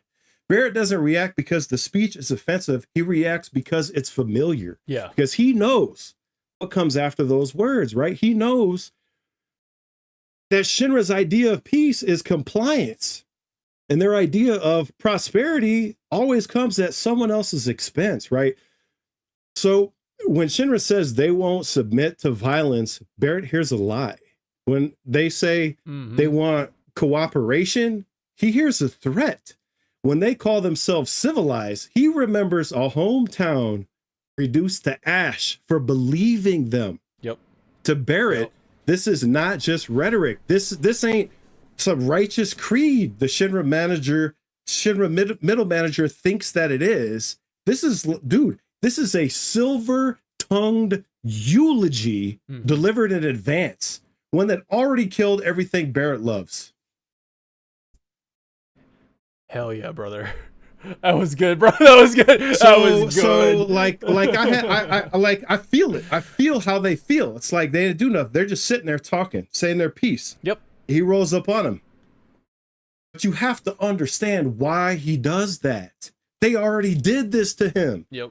They think that they're right. These suits here still think that they're right because they don't know. They didn't do it to him. And they're just a mouthpiece, but this is the problem. Who serves a great evil. The problem is that they believe the same lie that Barrett believed before he lost everything. Yep. God, dude, well put. Yeah. I don't have any notes. I did find this moment kind of funny because, I mean, him kind of blowing up more so at this point makes a little bit more sense because of Barrett's nature. But I find it kind of funny that he rolled into this conversation the way he went about it. Dude, you really got to play this a little bit more low key. I know that's not Barrett's style. Oh yeah. Well, okay. We're gonna get to that. We're gonna get to that though right here. Yep. After this, I got a lot more to say, well, bro. Yeah, like dude, this does it have to do with the certain action he does? Yeah, okay. So that's the climax of it, but it's all built around what that means, right? So he says, "We're the good guys, damn it!" Like in like dot. Yeah, this is why bro gets my flowers right here. Is this part right here? Go ahead and play this. All right. Just tell me when you want me to pause it. Yeah, I think it's actually after he talks to Jesse. Yeah. So if you guys have commentary on the okay, yeah, that's all right. Go ahead. Yeah. I didn't really have much on she just exposition dumps here. Yeah, she's more interesting than the OG, but yeah. It's more clear than the OG too, for sure. It's way more clear. That's all I was gonna say. The OG, look, I love OG. Not this super part clear. This is not well conveyed at all in the OG. I feel like I was mad confused what she was telling me. Whereas like here, much better presentation. In the OG, it was 50 meters, I believe. I want to double check that. 50 feet. It was it was like 50 meters, above the surface. So in this game, they changed it to say that it's suspended 300 meters above ground. Yeah, so, it's a lot higher, man. That is way up there. This was I don't know, because I appreciate it in the end. It makes more sense in the end. I think I've seen it in other pieces of Final Fantasy VII content where, they're suspended a little higher, maybe. Maybe even in the OG when the thing is circling around the building, like, or around the corkscrew tunnel. It does look like it's high, maybe not 50 meters high, but like higher than that, even in the OG. So that maybe might have been a mistranslation, but or just a mess up. because I don't know what the original text was. But 50 meters, in my opinion, makes it feel more oppressive. I would have rather had that. It's right on top of you. Yeah. Yeah, it is right. Think about a roller coaster, and that's the ceiling. Like, that's where Yeah. And then they talk about in the OG, they talk about how you don't see sunlight. You get, and of course, this is almost going to be another conversation for next week, but Yeah, it is. So yeah, I'll come back to it later. But like, yeah, the 50 meters thing, I was a little disappointed, but also okay with it, because one of the greatest moments of Remake is tilting the camera up and looking at the plates, going, "Oh my god, bro." But the 50 meters in OG was more oppressive, darker. I think sunlight. also more realistic. I think that it being lower is a bit more realistic when you think about the structural integrity. Yeah. There's an entire city above their head, like, so. Yeah, I agree. Mm-hmm. And it's all mithril, man. It's all mithril. Yeah, it's all. Well, Shinro's all about that, right? Remember, and then they got rid of it. I don't. All right, don't worry. I'm not gonna linger on this. I just wish that there was a way that this could have came off a little less expo dumpy. Like, I feel like no matter how this scene's been played out, it always just feels like it feels less like she's talking to Cloud and talking at Cloud to the player. Yeah, and I'm like, okay, well, you gotta do it. You gotta do it. You gotta do it. And I honestly think it was probably, I like it. I actually enjoy this. Even in the OG, I enjoyed the conversation. You're learning about Midgar, and this is like something you don't really know in real life. Like, this is you can't really relate to this in real life. It's a city built on plates above the ground. It's kind of crazy. So you have to kind of explain how that works, and then explaining the ID checks is foreshadowing and setting up what happens the next time we're on a train, and like, we need the ID checks and stuff like that. So it is setting things up. It is explaining Midgar that the entire time this game started, you've been on the top plate. And this is the first time you're going down to the slums area. Boilers can't even sustain such structures beyond a certain height. He already got his limit break. Don't provoke him. Yeah, please. I can't exceed the limit. But I think this probably would have been... I think it's just because with the context of Cloud is... like clearly knowledgeable on Midgar enough. I think that this is just one of those things that if I was directing this game, I think I would have just had it be two random NPCs, maybe somebody's first time in Midgar, like, just have it be an overheard conversation. Because I feel like having this talked at Cloud, this was one of those things that did kind of pull me out in both games, but in OG it makes it a little bit more, I give it a little bit more slack, because it's like, hey man, like, like, they're really trying to explain something crazy here, but I don't know. Not really a major gripe or complaint, just something that kind of makes me feel like I'm playing a video game, Yeah. Which is always weird when you're playing the video game. It's like, yeah, I'm in a video game. Yeah, so like, this is two things to note from the Material Ultimania. I hope the Ultimania explains where the hell the IDs are also, because that's a question I wanted to pose to you guys. What do you mean? We don't ask these questions, Lee. Where are the IDs? They're in the pocket. Are they? They have pockets. I don't know, man. Do they? Where are the IDs? These scans are just scanning the whole body. It's not, like, do they just have everyone's silhouette on file? If you guys would like to know, Cloud's not wearing his pauldron. Would you like to know about the climate and the climate? I love this book, bro. I love the world building materials section. Residents on the top plate typically wear light clothing as the weather is quite temperate, making it ideal for growing plants and keeping most animals. However, the effects of the Mako reactors have taken their toll even here. The plants are prone to withering. The top side also sees little direct sunlight. The top side. The Mako reactors have caused heavy clouds to obscure the sun all year round. Then, how's it down low? Even less sunlight than the top side. And remain at twilight or nighttime level of darkness, even in the middle of the day. That is something they did not... That's next chapter. Something they really didn't they convey. They didn't convey that terribly well, but that's fine. Yeah, We'll next chapter. We'll come back to that. we'll but hold like, the limit to the next chapter. yeah. Let's see. Where are these IDs? I get material ID could exist, but like nobody's holding out their ID. Let's get to the This point is some where Big Brother stuff, dude. They're scanning. Big They're Brother scanning our stuff. bodies, and they know who we are.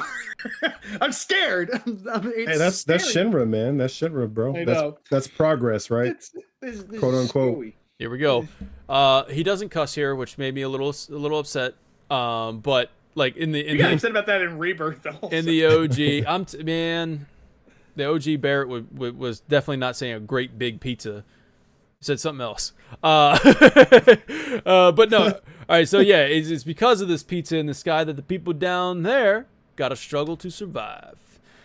So we're learning about Midgar. We're learning about how the economics work. The Pause right there. There it That's is. perfect. Shinra sucks up Mako while the soil turns to dust. The air Here we fills go. with smog, and the flowers die. Excalibur. All right. You know what this is? Do you know what that line right there is? This is Barrett finally delivering his dying Earth speech without any ceremony. This is the same sermon he gave in the elevator, but stripped of performance. This is not the voice of a zealot. This is a man in pain, right? Suddenly, the world around Midgar makes sense. The vast desert, right? There's a huge desert in the opening. The dying flowers, those Mako clouds that you just mentioned. Even when Aerith first meets Cloud, she asked him when the last time he saw a real flower was. So the reactors didn't just power the city, they bled the land dry. If this is the first time you're playing this game, that line makes it perfectly clear you can't miss. You have to think back to everything that you've seen, but it puts it all in perspective in one shot, right? Mile after mile around Midgar is turned to wasteland. And push play, what does Cloud say? What does Cloud say? This is crazy. Just let this run for a second. Let's watch the scene, and then I'll turn and don't look back. That's what's always worked for me. Well, What that's does all Barrett well say? and good. If you're only out for yourself. All right, But the folks down there look at don't this. have the luxury it of goes. choice. Glasses come off. Yep. Okay, First time we see that. so Cloud says, leave and don't look back. And Barrett takes off his shades. Bro, I'm going to lose it. This is the first time we really see his eyes. Yeah. Yep. And they're not angry. You expect these piercing, angry eyes. There's no fury. It's literally just compassion. You know, he says, that's all well and good if you're only out for yourself, but the folks down here don't have the luxury of choice. This is not Look the at that. same. Look at this man. This okay. The This is devil why may Cloud care bravado that we Guys, saw in the reactor is gone. This is a man with something to lose. So here we go, Lee. This is a man trying to save the world for someone else. This is a man with a daughter. It's poignant that the first time we see him take off the glasses is when he's talking about the struggles of the people in the slums. Like this is, and the through line, and for those of you who haven't watched the Rebirth analysis, you're gonna find this, and those who did, you already know.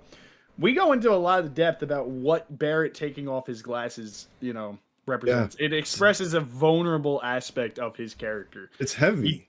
He typically does. So the first time we're seeing this side of him, and to touch back on what we were talking about at the beginning of this chapter, where I said, a lot of what he's saying is, it almost be viewed as unsettling or even disturbing, like this like parallel to Shinra, like just how far he's willing to go and how destructive and arguably like stepping into places of evil to do the greater good. Like you can make an argument that even if his intention is to serve and protect the planet, what he's doing is harming and like making people suffer. He talks about the struggles of the people down low, but he's going to do things that hurt the people up top.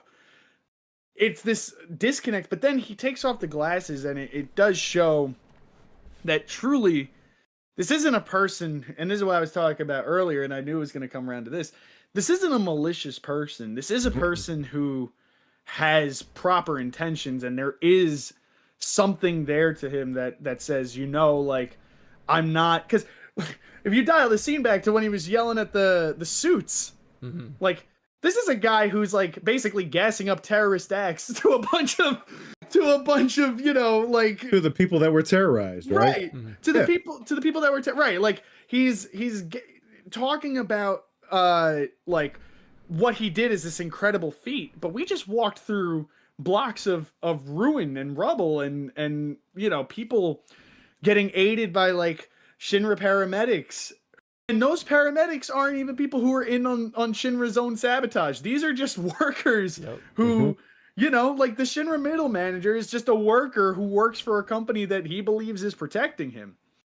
And this is why when he's talking to, earlier, and he's talking to Jesse, Wedge, and Biggs, and he's telling them, like, the same things that Shinra's, the parallel between the two is extremely strong in this chapter, but it's making Barrett's growth as a character through these next two games and part 3 as well. But really his character growth, I think, really hits that turn point in the next game. But we're going to see a character who, his ideology is going to shift, and he's going to grow. I don't want to say mature, because this is a man in his 30s, but he is going to like realize that his ideals are in the right place. It's just he needs to refine what that actually means. Yeah, it's like it's there. It's there. He's just you're peeling back the layers, like a Shrek reference there. But we're we're peeling. Barrett is an onion. Yeah, you gotta. Barrett's like an onion. But no, you're. Honestly, that is again. It's actually kind of Barrett is kind of like Shrek, yeah, a little bit. Yeah. But no, like, so it's like what Wiley said, when getting down to the point where you find out that this is a man who has a daughter, right? Where he's trying to save the world for someone else, and like we're talking about these slums and like going down, like he cares about the others rather than himself. This is not a self-centered person. He's not doing, like, revenge is there, and I think like he was in the mindset of revenge. That's why he got a gun grafted to his arm. It was all about that revenge. See, Barrett found love. Barrett found a purpose. He found a reason, whereas fast forward, Dine did not. This is the path that Barrett would have taken. Like, Dine is an example of the path Barrett would have taken if he did not have Marlene, if he did not have someone worth fighting for, or something worth saving this planet for.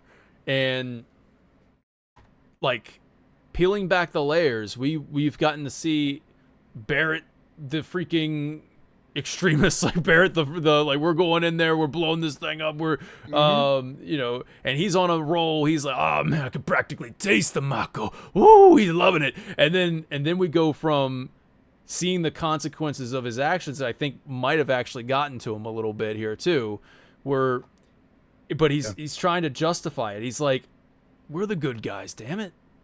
Like, this is dot. So I'm gonna bring what you guys said together. Mm-hmm. What we're seeing is a conflict between what he thinks he needs to be and who he actually is. And if he would just be this guy right here, and would wear that on the outside, he would make better decisions. But he doesn't feel like he can. The outside is a protective shell. It's the gun. Yeah, it's his reaction to what he's afraid is going to happen to everybody else. And all around him, even the gun on his arm, constant reminder of what happened and what he's been through, and like, this is the reason why I'm doing it. Like, I need that revenge. I need some sort of something. I need something, and it's revenge that he's getting his mind set onto. And then, like you said, though, like, it's against his character. It's against who he is. And like, I freaking love what they've done with Barrett in a remake. Same. If there was anything I could say about, and there's a lot of things, but like with you know how I feel we about. know.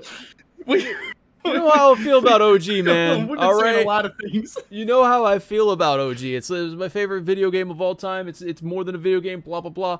Like, when this remake was happening, and then I find out that they're going to be taking it in this direction where they're expanding things. They're making it the modernized graphics and gameplay. This is exactly what I wanted. This is something that, like, I can't say it's not something that I never knew I wanted, but like this is everything. This is perfect. Yeah. This is like taking Barrett, and now we're adding so much depth. We're adding so much to this character where Barrett has become maybe my favorite character in I know. Remake. I've bounced around with that. Bro, like, how's that even a maybe? It's Well, you're right. You're right. It's hard. It's hard. Yeah. Because they write so many of the characters so well. Yeah, and now But- as a father myself, like it's That's so the nail in the coffin for me. Yeah. So relatable. yeah. I mean, I'm not a father, but I think that Barrett, they really expanded on this character in a tremendous way. And he was already a great character to begin with, but I've been on record saying that in the original game, he was a character who was probably not towards the top of my favorites list. You know, I liked him enough, but like by Remake, like, and I, you know, great shout out to John Eric Bentley for just performing like incredibly here.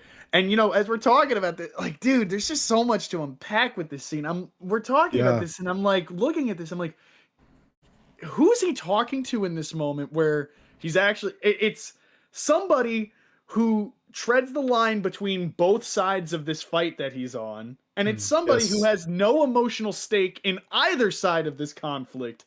Well, hold on. We got to let the scene play out because something crazy happens in the next 10 seconds. But yes. I think why he's willing to open it. Yep. Yeah, I agree. Dead on. We're looking at... Wait, hang on, because I do want to see what Cloud has to say, but pause for a second, Dan. Yeah, pause it right there. Just leave it right there. So, no, because when he takes that moment... I mean, earlier he was with the rest of Avalanche in the back of the train, and earlier when they stepped out into the ruins, he is hyping up, like, you know, like what they did, right? Mm-hmm. And then he does this whole, like, puff out his chest and stick it to the man routine to the suits. But then he sits down and reflects to himself, and he's like, dude, what is, like, you know, like, there's this moment where you see that wheels start to turn, that character development really starts to begin, where it's like, you know, am I I correct in this? Yeah. It's that ellipses, that dot that turns into a question mark. Like, we're the good guys. We're the good guys. But it's funny because anytime he has to interact with Avalanche, he's telling them they're the good guys, right? Mm-hmm. And anytime he's interacting with people associated with Shinra, he's telling them that they're the good, like that, you know, we're the good guys, you're not. Mm-hmm. And he's sticking it to, but he's talking to Cloud. And again, I think it's interesting that it's Cloud that we get this moment with. I mean, obviously he's our protagonist, but Cloud represents at this moment, he has no allegiance. There's no Avalanche to him. There's no Shinra to him, really. He's just, you know, the Cloud that we know right now, he's just going to work for who pays him more. He can't work with Shinra because he defected as far as he's concerned. And, well, he did defect. And then, you know, he's just working with Avalanche because they're paying him. He just wants his money. Yep. So Barrett has this guy here who he almost sees through it. He's like, he doesn't buy my shtick fully. And that's why Barrett doesn't buy his shtick fully, and he's questioning it. But we're also about to see Cloud's guard get let down too. Yep. Yeah, Cloud's about to let his guard down too. But that's why I wanted to say that, because this is what I think starts to trigger Cloud to also get introspective. It was this. It was, you know, it was like, is a Cloud? And then when you take the glasses off and you can see those eyes, man, and then now Cloud is going to let down his guard because now we're being real. You know what I mean? Now like Cloud is about to, he's about to say, like, it's like this train, I suppose, you know, can only go on the rail. What does he say? There's only one way it can go. Only one way it can go. Yeah, he says a little something different than he does in the OG, but yeah. Yeah, I wanna put a different spin on to what you said there, Lee, because I see Barrett's progression through this chapter a little bit differently. That's it. Okay. I see his change at the end here not as a sudden growth. I see it as he's tired. He's not going to keep doing this bravado thing. It's just him and Jesse and Cloud, and here's the guy that they couldn't have done it without, and that he just basically admitted in front of everybody that he was worried about. So he already cracked. We already saw that he cares before he yells at the Shinragoons. So it's like he's holding all this in, and he's staying behind the shades because he feels he needs to be strong for everybody else. And that's kind of what being a dad is. He's not just the leader of this group. He's kind of the dad of the group. Mm-hmm. The rest of them are just kids. And I see this moment as him just kind of like, he doesn't have anything left to lose. He's just tired, and he's just gonna level with Cloud because he doesn't have that energy to fight with Cloud. And Cloud sees this. So this is literally, like you said, Lee, this is where we see the first cracks in Cloud. Cloud cracks because Barrett opens up. He literally blinks and turns away from Barrett and goes and looks out the window. And it's a small line, Mm-hmm. but it proves something important. Cloud heard Barrett. Yep. He heard him. He understands that Barrett and the people in the slums, they're not choosing this fight. Like, they're being carried by it, just like this train, right? And beneath the understanding, there's something deeper, right? There's a theme that this chapter keeps circling around of fate. It's like this quiet inevitability. And the line is not just about the slums or the train or the people on the train. It's also about the player, which we talked about earlier. We've run these tracks before, and this time, there ain't no getting off of this train we on. And it just all kind of comes together in this moment. Barrett lets his guard down, so Cloud lets his guard down, and we know right here that Cloud understands this guy. He doesn't just see him as a hothead or a loud mouth or a zealot. It's like, okay, like I see you, Yep. you know. Yeah. And, oh man, that's this and what I said earlier, and dude, this is why Barrett gets my flowers, bro. Yeah. He got Cloud to crack, bro. He got Cloud to crack, and bro. Well, Cloud doesn't even know who he is, man. Cloud's making up an identity as he goes, in the same way that we're talking about Barrett isn't really this guy, or he's got two different people he is, one beneath and one above. Cloud's whole identity is fake. He doesn't even know who he is. Yeah. And so he's constantly like inventing this shell, this shield, which is the whole of his personality. And he's starting to see like this is the first peak, which is huge, leading into the next chapter, which totally gives us like this. I don't want to, no future memories. We'll cover that next week. Nice. But this is a crack. And it opens both of these characters up wide. I for love the rest way of the this story. chapter ends, man. dude, Yeah. I think just because of what you said, I like to compliment that point and even connected to the one I was saying before.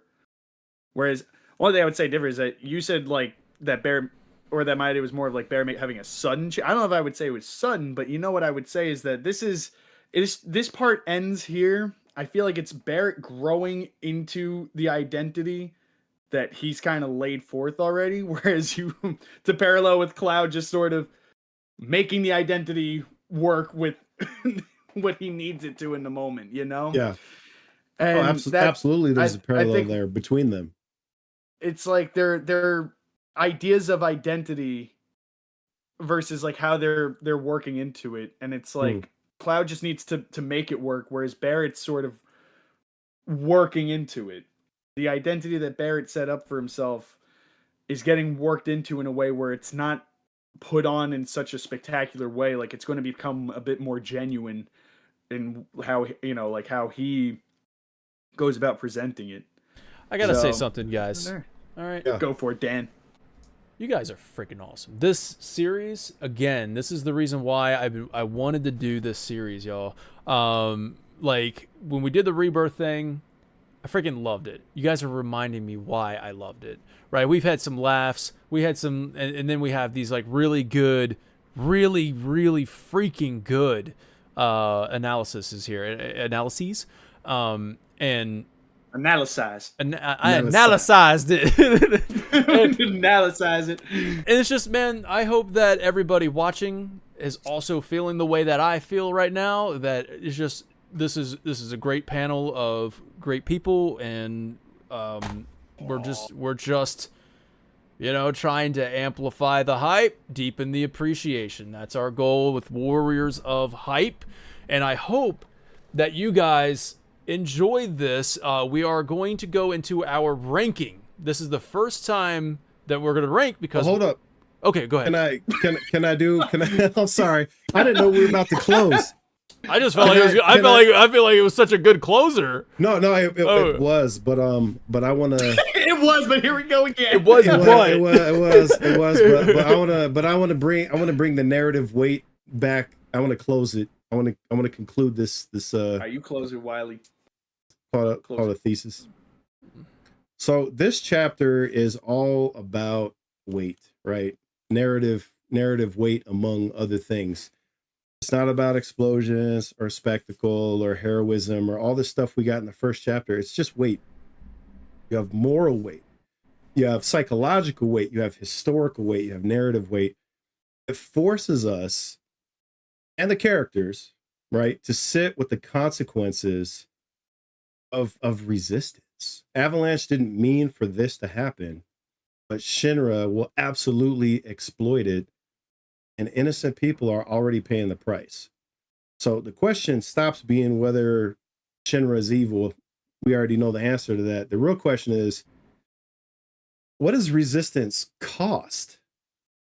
What does it cost? And what does it cost when choice is limited? You know, when you have cracked streets and frightened children, when they're collateral damage to this whole thing, it's not just power, but fate, right? Avalanche struck the match, Shinra fanned the flames, and fate watched it burn. Dude, so by the time this chapter ends, especially with that line that just hit, it's no longer about winning or losing. It's about what survives. Okay. And corporations and poverty and destiny all apply pressure at once. Because this game is making something like super, super clear early on. Man, like, you guys aren't going to hear this, but you'll be somebody always pays. You'll be able to read the captions. You won't be able to hear it. But from what you just said, made me think of this. What is my sacrifice? I'm condemned to use the tools of my enemy to defeat them. I burn my decency for someone else's future. I burn my life to make a sunrise that I know I'll never see. Now, the ego that started this fight will never have a mirror or an audience or the light of gratitude. So what do I sacrifice? Everything! Yeah, baby! Yeah, man. Bro, it's heavy. It's heavy. That's heavy. But yeah, so I love it. Great way to close that one out. Great way to close the analysis out. I have another. No, I'm kidding. Here's our rankings. It's the never-ending closer. Yeah. Anyways, man. All right. Listen, this is seriously though. You guys make it a layup, man. You guys bring such great talking points and topics to the conversation that it's just like it's impossible for it not to be like just so much fun. Yeah, man. Dude, this has been such a great episode. Thanks for having me. Thanks for having us. Thanks for having. Hey, dude. Thanks for having. We are the Warriors of Hype, man.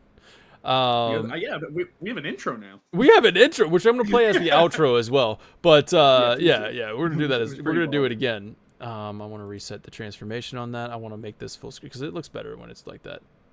Oh, why am I closing this? Okay, fucking journal? so what? Jackie's journal? No, I'm just kidding. Here it is. Chimpanzee. This is this is how mine's my ranking shakes out here.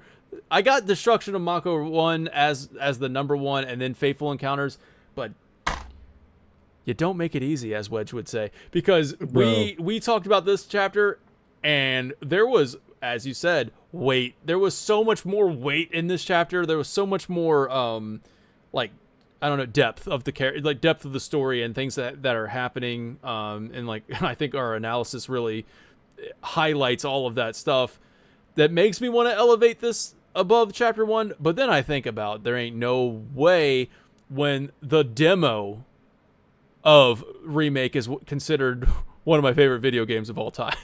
So the demo big facts. gave me all of the emotions. I played the demo. I played chapter 1 over and over and over again. So there's no way it's above chapter 1. So for me, and then we'll go over to Excalibro. Oh yeah, I didn't even send mine. So You did not. I'm kind of curious of what you come up with. So yeah, I'm gonna tell you, this was part. hard. This was really hard because narratively, I mean, come on now. I mean, we just went over why I love this chapter and this character. But this is a video game, okay? And the gameplay of the first chapter is some of the best gameplay, some of the best spectacle, some of the best setup and cinematics and everything that you could ask for in a video game. And not only that, if you didn't watch the previous episode, I talk about how they do so much storytelling just through visuals. So, I mean, it's some of the best game design that you could ask for. So, with that in mind, I kept the number 1. It'll be interesting to see how high chapter 2 stays. It might stay right behind number 1 for a long time.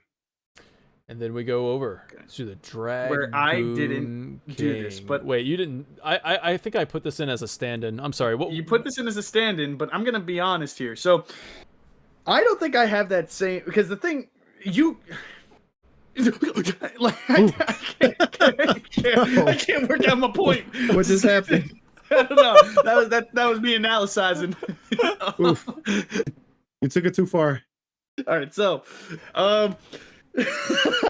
Think harder, Lee. I don't. What I was trying to say is, Remake came out before I was even a fan of Final Fantasy VII. So, with that in mind, Don't have the clouded opening eyes. to the original.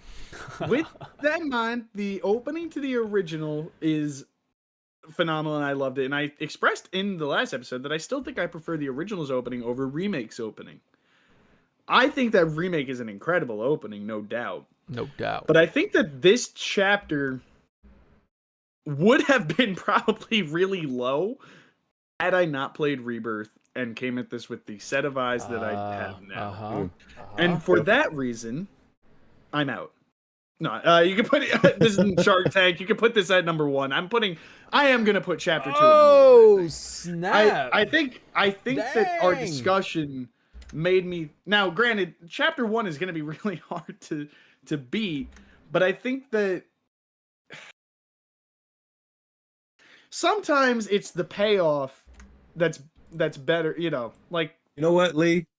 Lee, you right. I'm changing mine, Dan. Change it. You right, Lee. You right, bro. You right. Man. What am I doing? What am I doing? I just gushed for 2.5 hours about this chapter. Dude. What am I doing? Yeah, come on. Join me, Wiley. Come on, Wiley. Come on. You got me. You right, bro. It's the payoff. If it weren't for chapter 1 being an incredible start. Chapter 1 didn't stab me in the heart like 3 times. Chapter 2 definitely did. No, I think that what chapter 2 does, like I said, I really do think that I attribute Rebirth, my recent replay with Rebirth, to this change, because I feel like I would have probably leaned more towards 1. But after everything we had just discussed about what this chapter is doing and how it's playing with themes of control and hindsight and narrative, and even the meta commentary. The meta commentary is crazy. This chat, which we only like touched on that, but yeah, there's a lot of meta commentary about like what people like expectations versus artistic liberty is a whole meta commentary that this chapter kind of touches on. And that's like the big. Should have let you finish cooking. Like I didn't. You got me early. No, are you trying to get Dan? Is that what's happening here? Are we all gonna? No, there ain't no way. I'm trying. I don't know about that. There's a lot that this chapter, both in context of its story, as well as again that like outward, like looking in at the video game being made, it just has a lot to say about what. Not just the narrative is going to be, but what the game itself is going to be. Yeah, you're right, bro. It's just it's speaking to what the experience is going to be from both fronts. It's hitting you with the 1-2. It's like this is a new game and this is a new game. Like it's just, chapter 1 and 2 is the complete package of the opening, right? So like we're chapter 1. I've said it before. I'll say it again. But like where I feel like you should know everything you need to know about the story, villain, the setup. You should know the setup in the opening hours of a video game. If you don't, that I'm out. Like I lose the interest or whatever. But I consider chapter 1 and 2, like you said, the 1-2 punch, where that's the complete opening of this game. And because now once you get into chapter 2, you're starting to learn, like you said, you're starting to learn a whole lot more about Sephiroth, Shinra, and Avalanche. You learn a whole lot more about the world building in chapter 2 than you do with chapter 1, even though chapter 1 does do a good job of painting you a picture. But chapter 2 does too, man. Yeah. It's lived. Look at this world. Oh, of course. Yeah. No, I'm not. Yeah. As far as world building goes, chapter 2, yeah. Chapter 2 is more intimate. You think chapter 2 is intimate? Have you played chapter 3 yet? Have you played? Have you played Chapter 3? Chapter 3. Chapter 3, y'all. Listen, if you guys want to hear why the cat side quest is going to be redeemed, make sure you show up next week. That's quite the promise. The promise has been made. That's a threat. That's a threat. No, that's a threat. That's a threat. There are no promises to keep. You can keep that. I'm going to threaten you with a good time. That's what I'm going to do. I'll threaten you with a good time. Can we get a threat meter for why? So I'll go over chapter 8. Yeah, we're not ready for all that yet. I don't have the Fire Fighter here, but so the Vinny, the Fire Fighter, will hopefully be able to join us as a broadcast engineer on the broadcasting side of things, where he won't be on the panel, but he's going to be able to make the production quality go up a little bit for you guys. And with that being said, since the Fire Fighter is a warrior of hype, just like the three of us, I figured, you know what?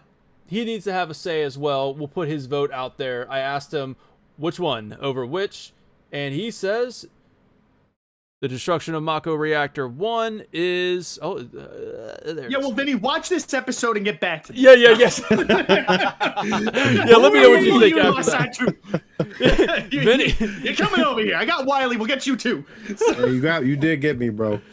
So Vinny puts Mako chapter 1, then chapter 2. Which is going to probably screw up things a little bit because we don't have a fan vote. I accidentally messed up. That's on me. I didn't put fan voting in the survey. Sorry. I didn't put. Thank you. I didn't put fan voting in the survey, so there's no fan vote. But this is where you come in, the viewer. You take the survey. You fill out the survey. You will be able to vote. Your vote will matter when we have tiebreakers like this, in which case, it's going to mess it up. But in which case, Wiley and I just get screwed out of our opinion. Yeah, you're absolutely, In this case, you're wrong. And you get wiped off the face of existence. The data shows it. The data shows chapter 2 doesn't even exist. Yeah, it's gonna mess things up because we need the fan vote to break the tie. Chapter 1, part 2. The fan vote will break the tie. So with that being said, I am ready this time. I will have chapter 3 survey linked in the chat. Oh yeah. I'm ready. Okay? And on the socials. And on for now, it's going to go in the chat, and then Lee will take the socials. Okay. And where can they find that, Lee? You can find us on X, Facebook, Instagram, Nice. and here. And here. And you all should join our Discord. all of those and things join our are Patreon. /Warriors of Hype. That's all of those are whatever.com/Warriors of Hype. And you can also do the patreon.com/Warriors of Hype. I don't know if you said that, but I'd like to throw it in there again. I plugged it, but I'm glad you. that you're plugging it more. And then here is the link to the survey. I sure hope that works. And I hope that Sure. hope I didn't mess Sure up. hope that works. Anyways, so what happens is that you guys can take this survey and you'll find some questions on there, and you guys have been awesome. You've been coming through and sharing your thoughts. Now, I will apologize, is I don't bring those into the show as much as I want to. And I looked at your questions, though, the category where it's like ask a question for the panel, and it seems like we covered everything. Like we seems like we covered everything, but here's what I want to do. I think I want to do a special episode, and I can't expect this of the guys, but it maybe me I can read your comments and just kind of go through them and share that, and because you guys have taken the time to write in, I want to take the time to appreciate it and acknowledge what you've been saying. So I'll try and work that into the schedule of being able to just kind of react to your write-ins on the survey. But there is the Remake Chapter 3 where you'll be able to vote. You'll be able to rank the chapters, and you'll be able to ask us a question for the next week, and then tell us what your favorite stuff is. Now, we have awards that we like to give out here, and those are good. I was about to ask if you were gonna. Let's do those awards. You will also be able to share your awards in the survey. This is not Fall of a Hero Chapter 1, so don't worry about that. Let's get rid of that. So best music. This is, Chapter 2, Fateful Encounters. So for me, best music was when the battles begin, or when the battle music kicks in. And let the battles begin, remake or whatever it's called, something like that. And like when that finally kicks in, and then Excalibur, yours was the Promised Land. Yes, that was also mine. Promised Land, Cycle of Souls. Yeah, nice. So I will say that, and then we got that's actually not a thing anymore, because the way we look at it is that battles. But it would be the Huntsman. It would, love the yeah. Huntsman. I mean, there's always one boss battle in every chapter. It feels like, and at that point, it's like, yeah, that's going to be our best battle. So it doesn't seem right to do that, but we might end up ranking them at some point as we go. Best remake. This is something that was in the original, and then it was remade for remake. So something that was in the original. What do you guys got? I don't got something in my throat. So. I don't know how you would write this, but like I put walking through the city, just just kind of stepping out into the destruction, like walking. Yeah. That so I guess if you want to put like, mine's pretty much the same. I put it as scared citizens, but I mean it's the same thing for me. It's the destruction that you see in the streets. Walking through destruction, walking. Such devastation. Such devastation. Was not my intention. I don't know. We'll clean that up. Walking in the street. I feel like there's a better way to say that, but I mean, it wasn't. It was more than one street. What was the staircase? Staircase. It had to be. That was my retake, y'all. I'm so happy they added that. What was your What was your retake? This is something that wasn't in the original, but was a new take on it. So like this is I feel like retake might not actually be as clever as we wanted it to be. Like you said it verbatimly. Verbatimly. You but said this is something not in the OG, new to remake. What do you think? Sephiroth in the alley. Okay. Yeah. Yep. 100%. Sephiroth in the alley. Piece of cake. I think my like my best remake might not actually be walking the street and stuff like that. Like for me, the most like impactful moment of the chapter was like on the train when we're breaking, we're opening up, we're getting that. It might be the train. I really did like that. Yep. Now I'm gonna convince you, Dan. Are you ready? The reason that the train works so well is because you walk through all this destruction. True. You know, without the context, it's just a walk on the train. Yeah. It don't hit the same. And listen, man, that's the reason I picked Promised Land is because it hits perfect after Sephiroth in the alley, and it feeds perfectly from walking in the street. Like all these things go together to create this emotionally devastating vibe. And man, yeah. Yeah, Sephiroth All right, in the alley. you keep your train. You keep your train. I got my on the train. Yeah, I like the emotion. How is your I like retake this. not Kyrie on the train? Kyrie on the train? You like the train so much. Why is that not your retake? I want to give funny, we're on the flowers, but I actually want to give the flowers to the developer team. So I want to give the flowers to Remake itself, right? I want to give flowers in this moment, or just give credit. Rules? I don't think I'm just meta. I just want to say thank you. I'm not giving a flower. I'll save that for a character, like I said. The closest you could do to that is give it to the Whispers, Dan. But then that would really hurt you. But so what are you gonna do? I boxed you. Yeah. What have you done, Dan? You know what? I'm taking my flowers back. I'm taking my flowers back from the devs. You don't want to use. I don't want to give them flowers anymore.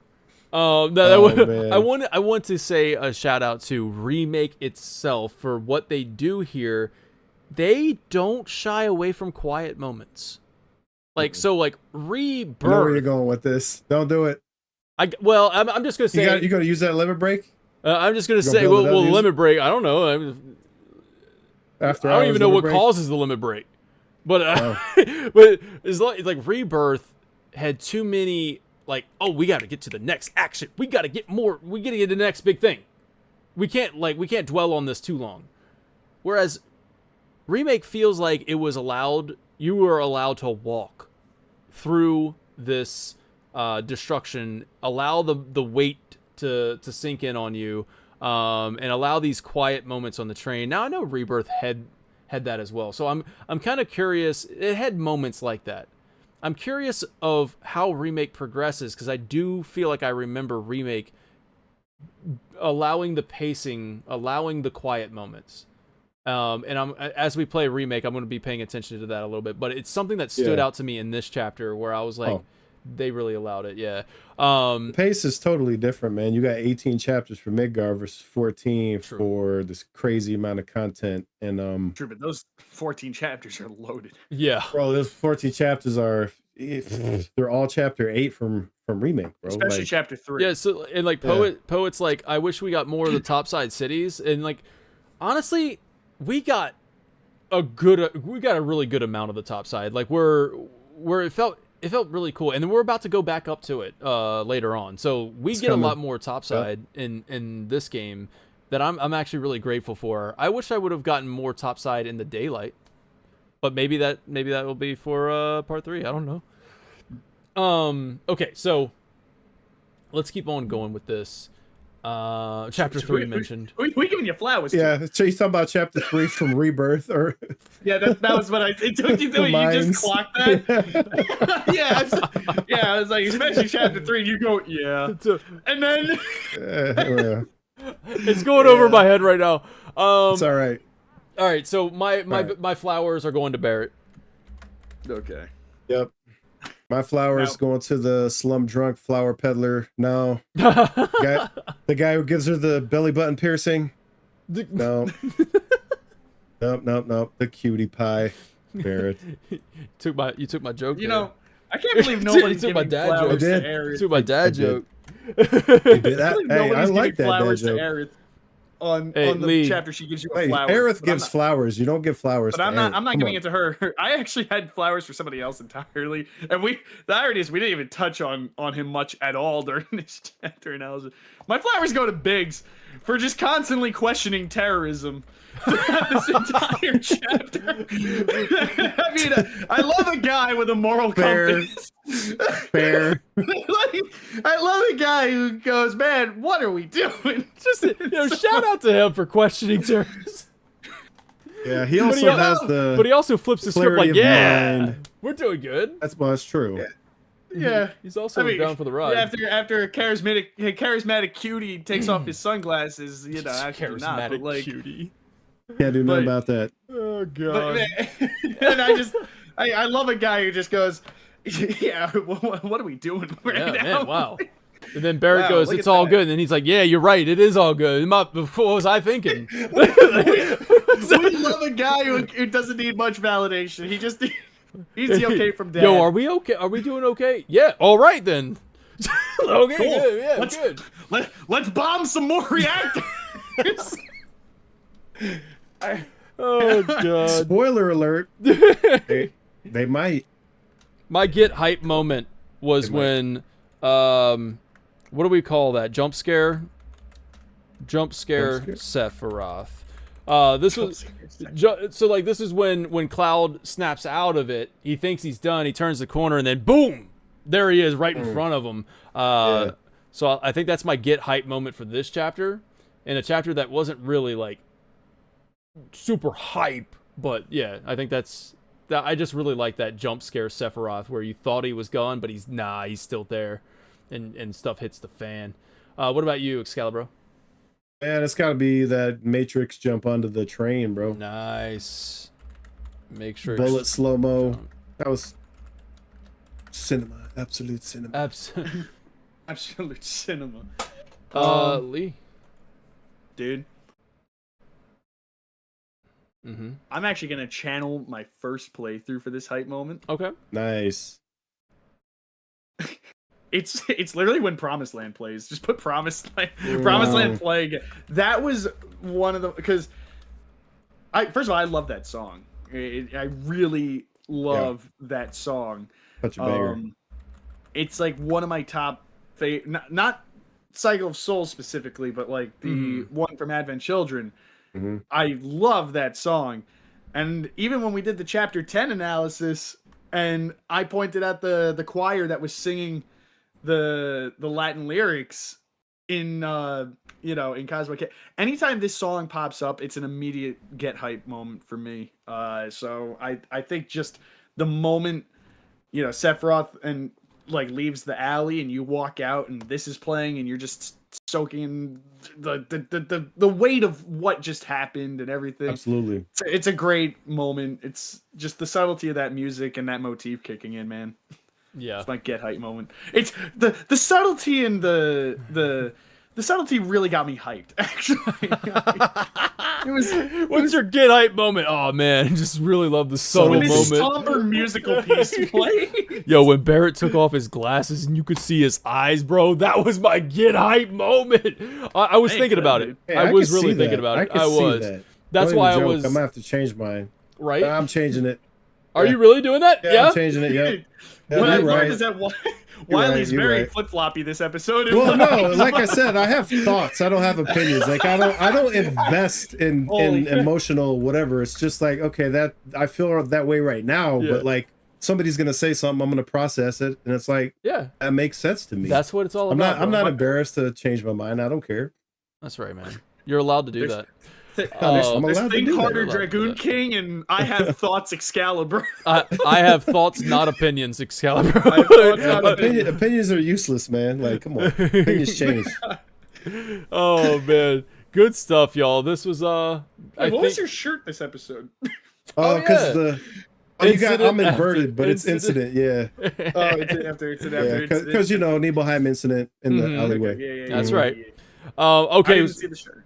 so we're gonna close out the show, but I do want to say thank you to everybody who tuned in and watched this. I hope that you enjoyed it, and I'm just looking at the layout right now, and I'm trying to wonder, like, was it always off, guys? Like, was this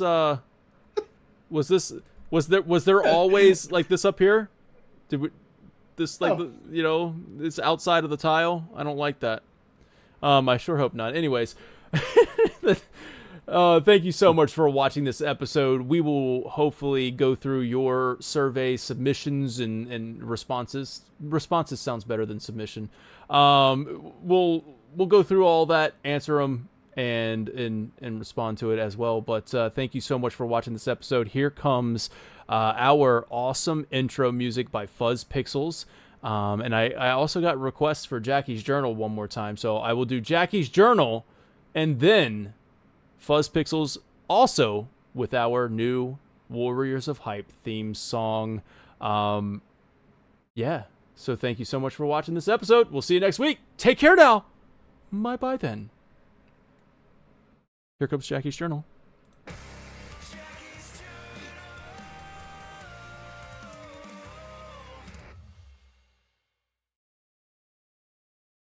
Warrior!